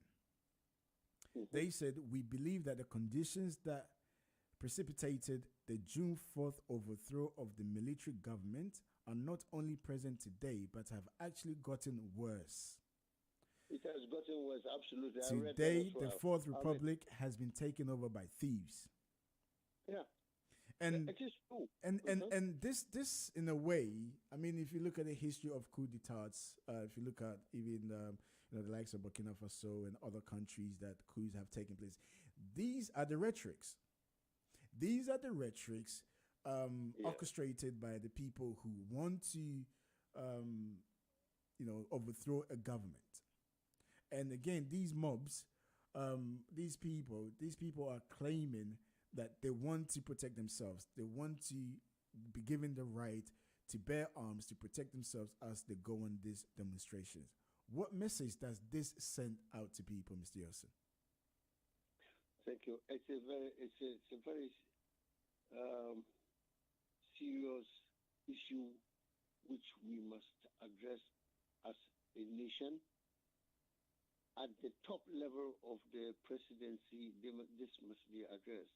Because all indications, one, 4th June revolution 43 years ago, if my calculation is correct. It's going to be 43 years since Rawlings and his mates jumped on there in the stage a military coup d'etat and shot people to death and all that. We know that story. And these guys are going to celebrate this anniversary clearly with another military takeover. Because if they are talking of going there with guns and bows and all these things, it's very frightening for all Ghanaians. It's likely that even that day there can be a military takeover. There can be a takeover because where the guy himself he says he wants to take over Ghana. And he's asking for permission to go on the streets obviously celebrate the anniversary of the 4th June revolution. Yeah. On the same 4th June, you want to do these things. It's going to escalate. I hope it doesn't take place. If it takes place, it will escalate. I don't like the government for what they are doing. They've got good reasons. The Japan royalties, Achimota Forest, which this MPP and all the politicians are sharing our cultural heritage. They are sharing the land in Accra that is not supposed to be sold to anybody. They have now sold amongst themselves, and they want to stamp on it that they are right. The Japan royalties is no good. E-levy has come in. They are misruling the country. They are doing everything bad. I don't see anything good the NPP government is doing. Their greatest enemy is the Kwame Nkrumah. The greatest enemy is Kwame Nkrumah, and we all know what Nkrumah was able to do in his time, in only 9 years. NPP has come back into government for more than 9 years. With Buzia, with Kufuor, with now Kufuor. It's a lot. I would say about 20 years or even more. What have they shown? What have they got to show to Ghanaians? They have failed. And our state now says that Ghana is running towards a failed state. Those who don't understand English language may not understand what I'm saying. Ghana, we are leading towards a failed state. That's a very big statement, Mr. Yosin, because when such comments are made, for me personally, the first country that comes to mind is Somalia. Somalia is a failed state. Are you then comparing Ghana to Somalia? Not even comparing. I said, if in a situation where people are angry and they cannot have resolution to their problem, it escalates to these Arab wars that took place in Egypt and all, Somalia and all that. Yes, why not? These guys are asking to take machetes or God knows guns and whatever on there. And they are telling us they want to bring their own. They are not telling us, they are suggesting that they are seeking to be given the permission to bring their own security. My goodness me, we are creating a state within a state, and this is very dangerous. We've got the military there. All the Ghana government is going to say, that, okay, we would give you the opportunity to go on the streets to demonstrate. But Ghana military, after we haven't got any job to do. Ghana army hasn't got any job business to do around the world. Even though they are there, we pay them. So let's use them. And together with the police, go and guard this demonstration as is done in civilized society. Don't stop them. If you stop them, a revolution can spring up. And the revolution can spring up from any corner in Ghana, in any country. It can be in Gambaga, it can be in Boko, it can be in Takwa, Kofedua, and all that. It may not be even in Accra, may not be even in Kumasi. A revolution is a revolution. Once it starts, you find that people will be running away, and most of these people, they got passports to get out of the country. That's what happened. That's the history of Ghana.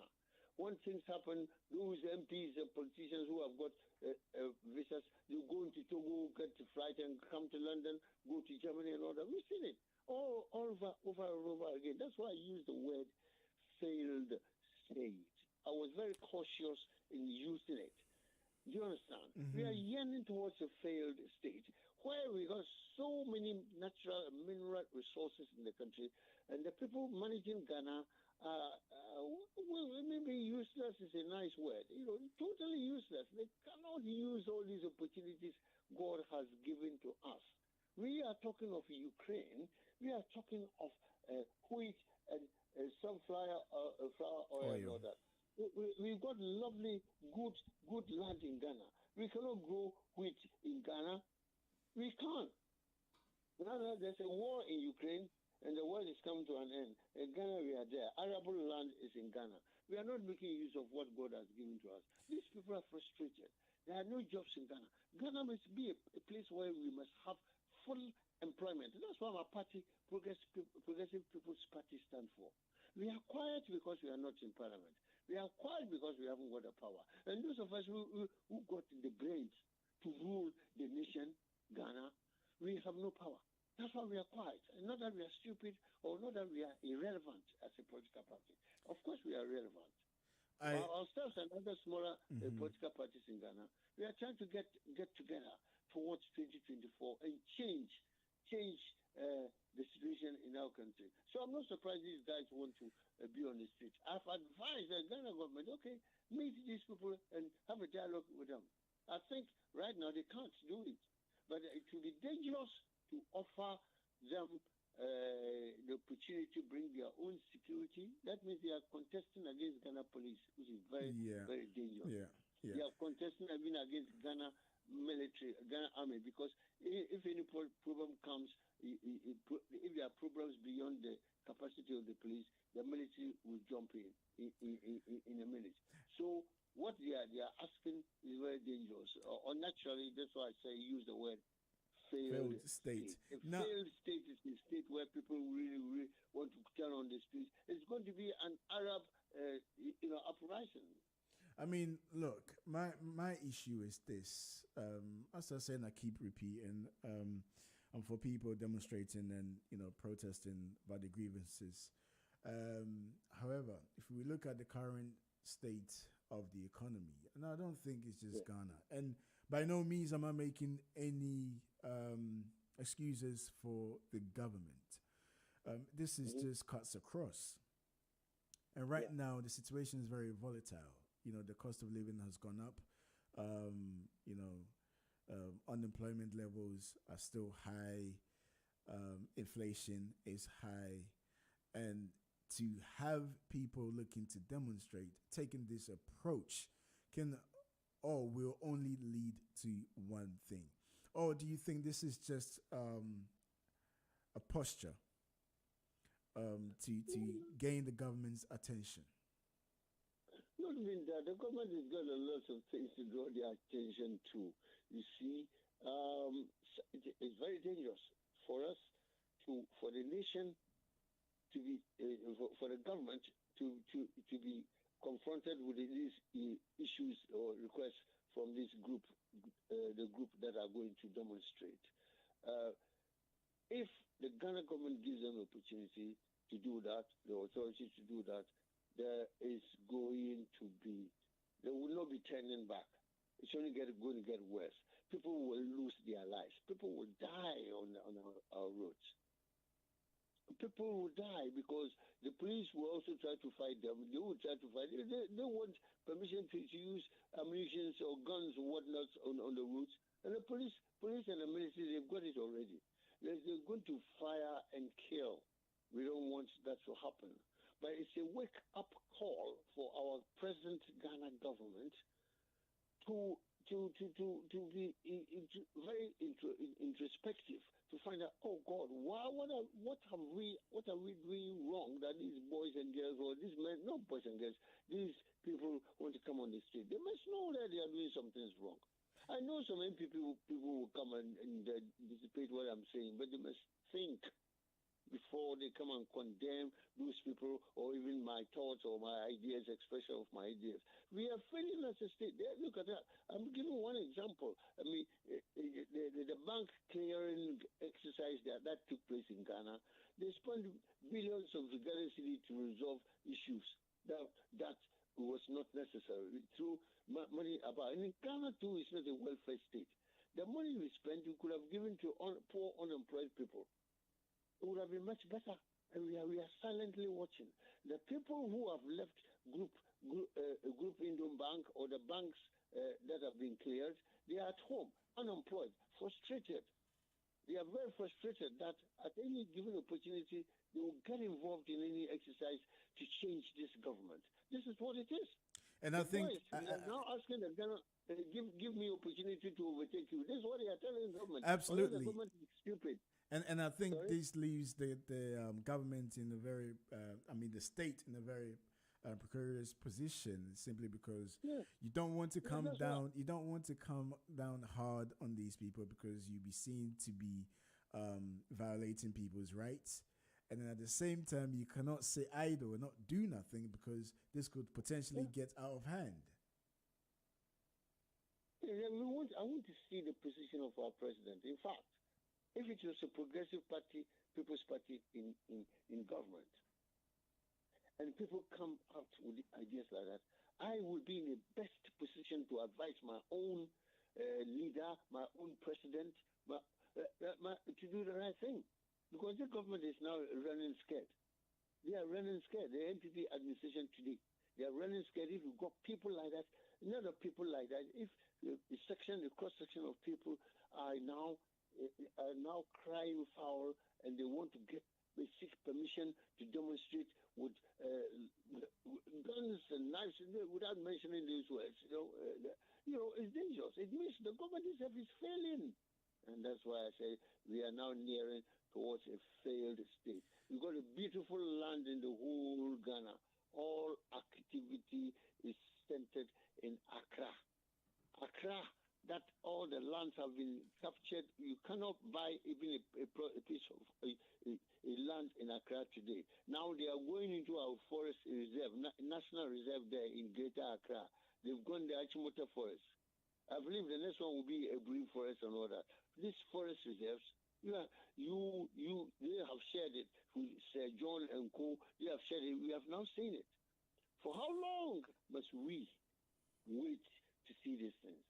No, but then too late when some aggrieved people will take on the street and change the government. We don't want that. We want to use the ballot. Yes, absolutely, That's what we want to do. Absolutely. And the thing is, I'm all for the ballot as opposed to people taking arms to but you think the ballot is not helping us as Ghanaians. If your party, one's party is in power, yes, you make a stupid you come up with some stupid arguments to protect or support the government. They know it's wrong. I'm a person who grew up seeing what a military takeover is, engineered by NPP themselves. That's in Nkrumah School. Our people suffered. Even at my own house, we suffered because they came to break down parts of my home that my parents had given to the CPP as an office. They came to ransack the place, and I don't think my father recovered from it until he passed away. Do you understand? I saw that from a little point in a corner of Takwa, because the CPP office was my home, my house. That's why I was born. You understand? So I've experienced coup, which is not good. And these boys are really agitating even for a coup. The way it's going, Mr. Voma, one of the leaders, has spoken plainly. He has said it quite honestly. They arrested him. He's unarrestable. They have to release him. He's still talking. And now they are going in the street. What do you think we are expecting? Ghanaians are not stupid, but our leaders are making us look stupid. We are not stupid as individual Ghanaians. See, the right thing must be done. I want a good leader to come to speak to the nation, not this silly state of the nation affairs. That is rubbish. Put it down. Let's stop that. I want our president to come to Parliament for us to ask him questions like this. If a Kufuor was in His Excellency, we're supposed to call him Excellency. If His Excellency was a brave man, a genuine leader, we want to see him in Ghana Parliament. And for parliamentarians to throw questions to him as Boris Johnson faces Prime Minister's questions every other Wednesday, then Ghana will be a right place. Okay. That's why Britain is getting to be a right place than Ghana. All right. We want the leader to come out and address this issue. All right, Mr. Yusuf, but then when these things are happening, to what extent are these people being influenced by opposition party? Because let's face it, if you're in opposition, every opposition will support a cause that puts the back of the government against the wall. Every opposition party will support such a demonstration. But we do not want war to occur. That is what. That's the caveat. That's the caution we got to take as Ghanaians. 4 June itself is a name we don't want to hear. Because since 4th June came, we know what happened. Yeah. Our Armed Forces Revolution Council, they killed certain people for even taking a bank loan. I think one military officer who took a bank loan, he was shot to death in taking raid, or God knows. Taking a bank loan and selling and signing was a fault of that man. And today there are more faults than Achimota Forest and Sir John owning about 75 properties in Ghana, and we are Ghanaians and we are watching. And Mr. Rollins, when they came, they punished certain Ghanaians.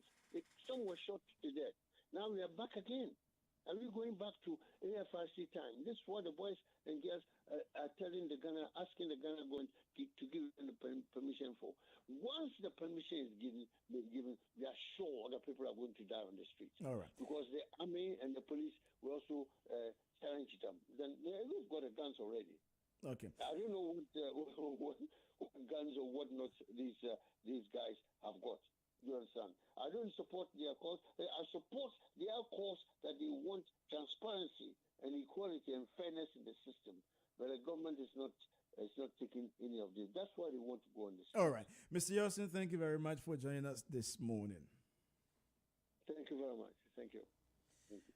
That was Mr. Kit Yosin. Kit is the chairman for the Progressive People's Party, EK and Ireland. We just spoken to. If you just tune in, we're looking at a particular story where a group of Ghanaians are looking to take to the streets to demonstrate, to display their grievances about the way in which the current government is handling certain issues. And they've requested to the police that they want to provide their own security. They want to carry their own firearms in accordance to the provision of the Constitution of Ghana. And this is what I was discussing with Mr. Kit Yosin. And Kit made it plainly clear that, although he doesn't agree with their method as to, carrying weapons on the streets and to protest, he does believe in what they're trying to do, as in to protest. But the guns bit needs to be looked at. And my concern with this movement is, choosing a particular date in the history of Ghana. Of course, June 4th was the an uprising in Ghana in 1979 that arose out of combination of corruption, bad governance, frustration among general public. So if you look at the rhetoric, the reason, the objectives for going out there to demonstrate, it sounds like a coup d'etat. Not looking to alarm anybody, but we've been doing this for quite some time now. I think we were live on air when this happened in Zimbabwe. Even 2018, I think, if I'm not mistaken, 2017, 2018, when the former president of Zimbabwe was overthrown. And when the military took over and went on state television, these words were repeated. Corruption, thieves, the people are not happy, are dissatisfied with the way that the government is running affairs. So the moment you hear these rhetorics, you start to question, where is this leading to? Now they've asked to provide their own security. Under normal circumstances, the police will provide security. They've asked to provide their own security. Under normal circumstances, peaceful demonstration does not require arms, does not require objects that can be used to hurt anybody, or that could be used or classified as a weapon. But on this occasion, they are asking to be granted the right, the permission to use arms, to bear arms, to protect themselves. They're asking to be given the right under the Constitution to use licensed guns. When did we come to this? When did this begin? How have we arrived at this particular juncture? How? I totally agree and I understand and I believe in freedom of speech and freedom of expression and speaking your mind about the government. But listen, every 4 years, you have the opportunity to vote. Every 4 years, you have the opportunity to vote. Now, if you don't believe in democracy, if you don't believe, I wouldn't say if you don't believe in democracy, because clearly they do. They want the right under the Constitution to be able to exercise their rights. So they do believe in democracy. But if you don't believe in our electoral processes, then the easy way is to form your own party. I'm sure that they're more than capable of getting people to believe in their ideas, but to act in such a way to project fear and put national security at risk, I don't think makes any sense. None whatsoever. We've seen successive governments unable to fulfill their promises. And this is how the nation grows, because the moment you take a stance against a particular government who has not been able to fulfill their promises, then you get the people's attention. But to take arms in a country that has not been the norm. I do, listen, when I say this, I do, obviously, as soon as I say this, then I need to also bring this up about a young man who was killed who was also pushing this fix the country agenda.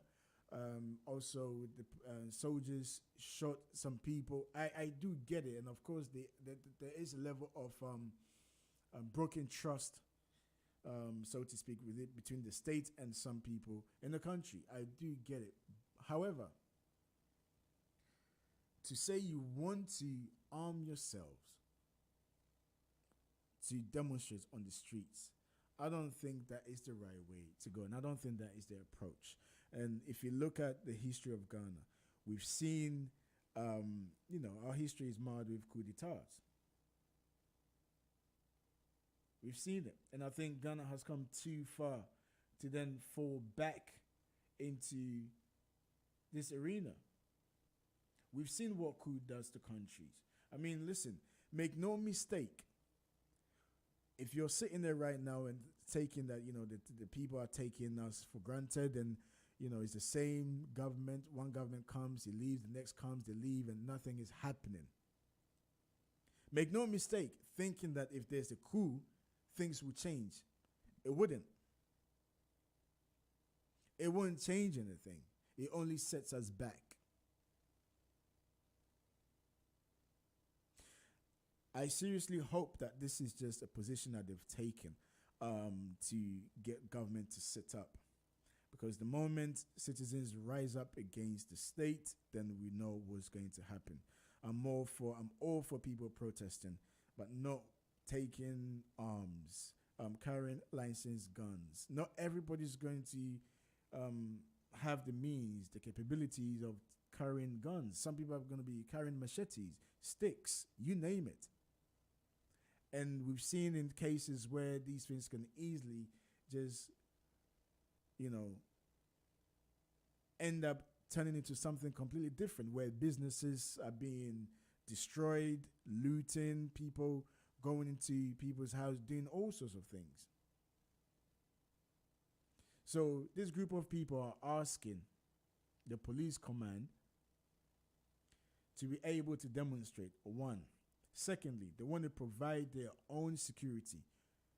Thirdly, they want to be given the right to bear their own firearms. Does this really sound like a demonstration to you?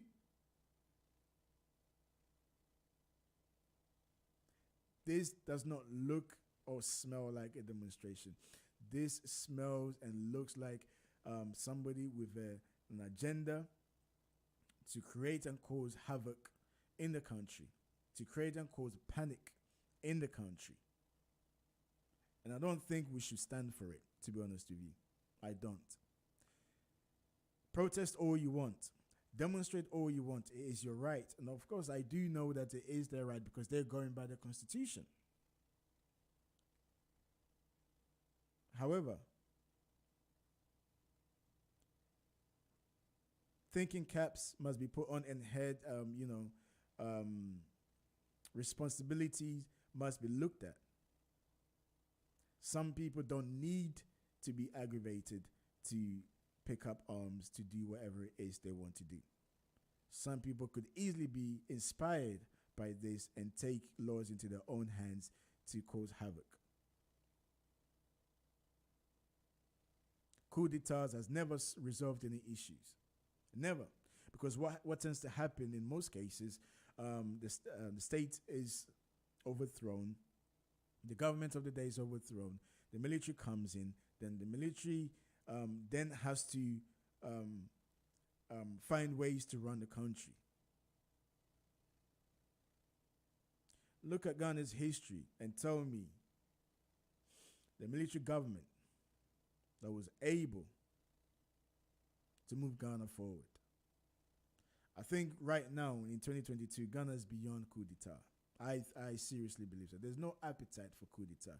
However, right about now, right now across the entire world, things are happening.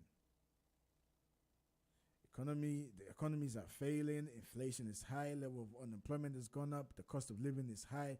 So of course, this creates a very volatile situation. And if ignited, could easily spiral out of control.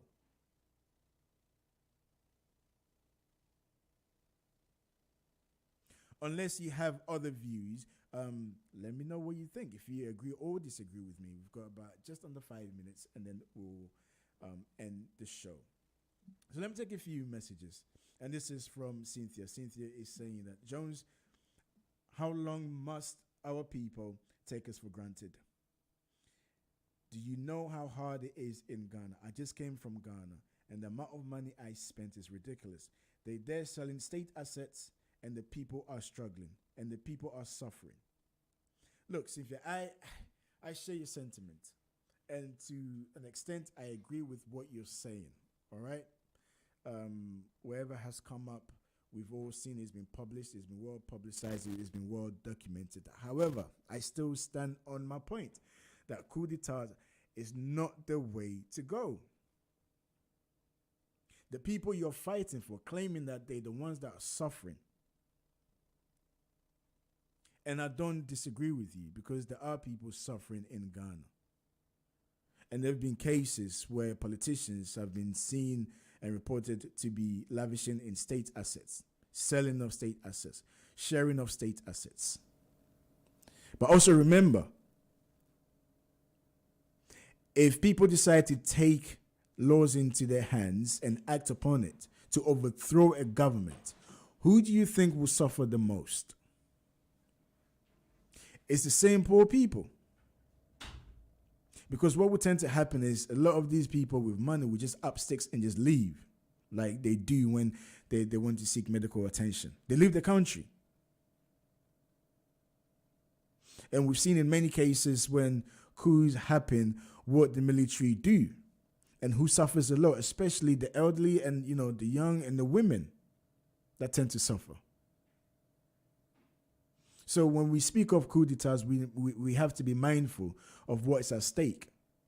In the short term, it might seem plausible, it might seem the right thing to do, but in the long term, it's more destructive than it helping the country to progress or the people to progress as a nation.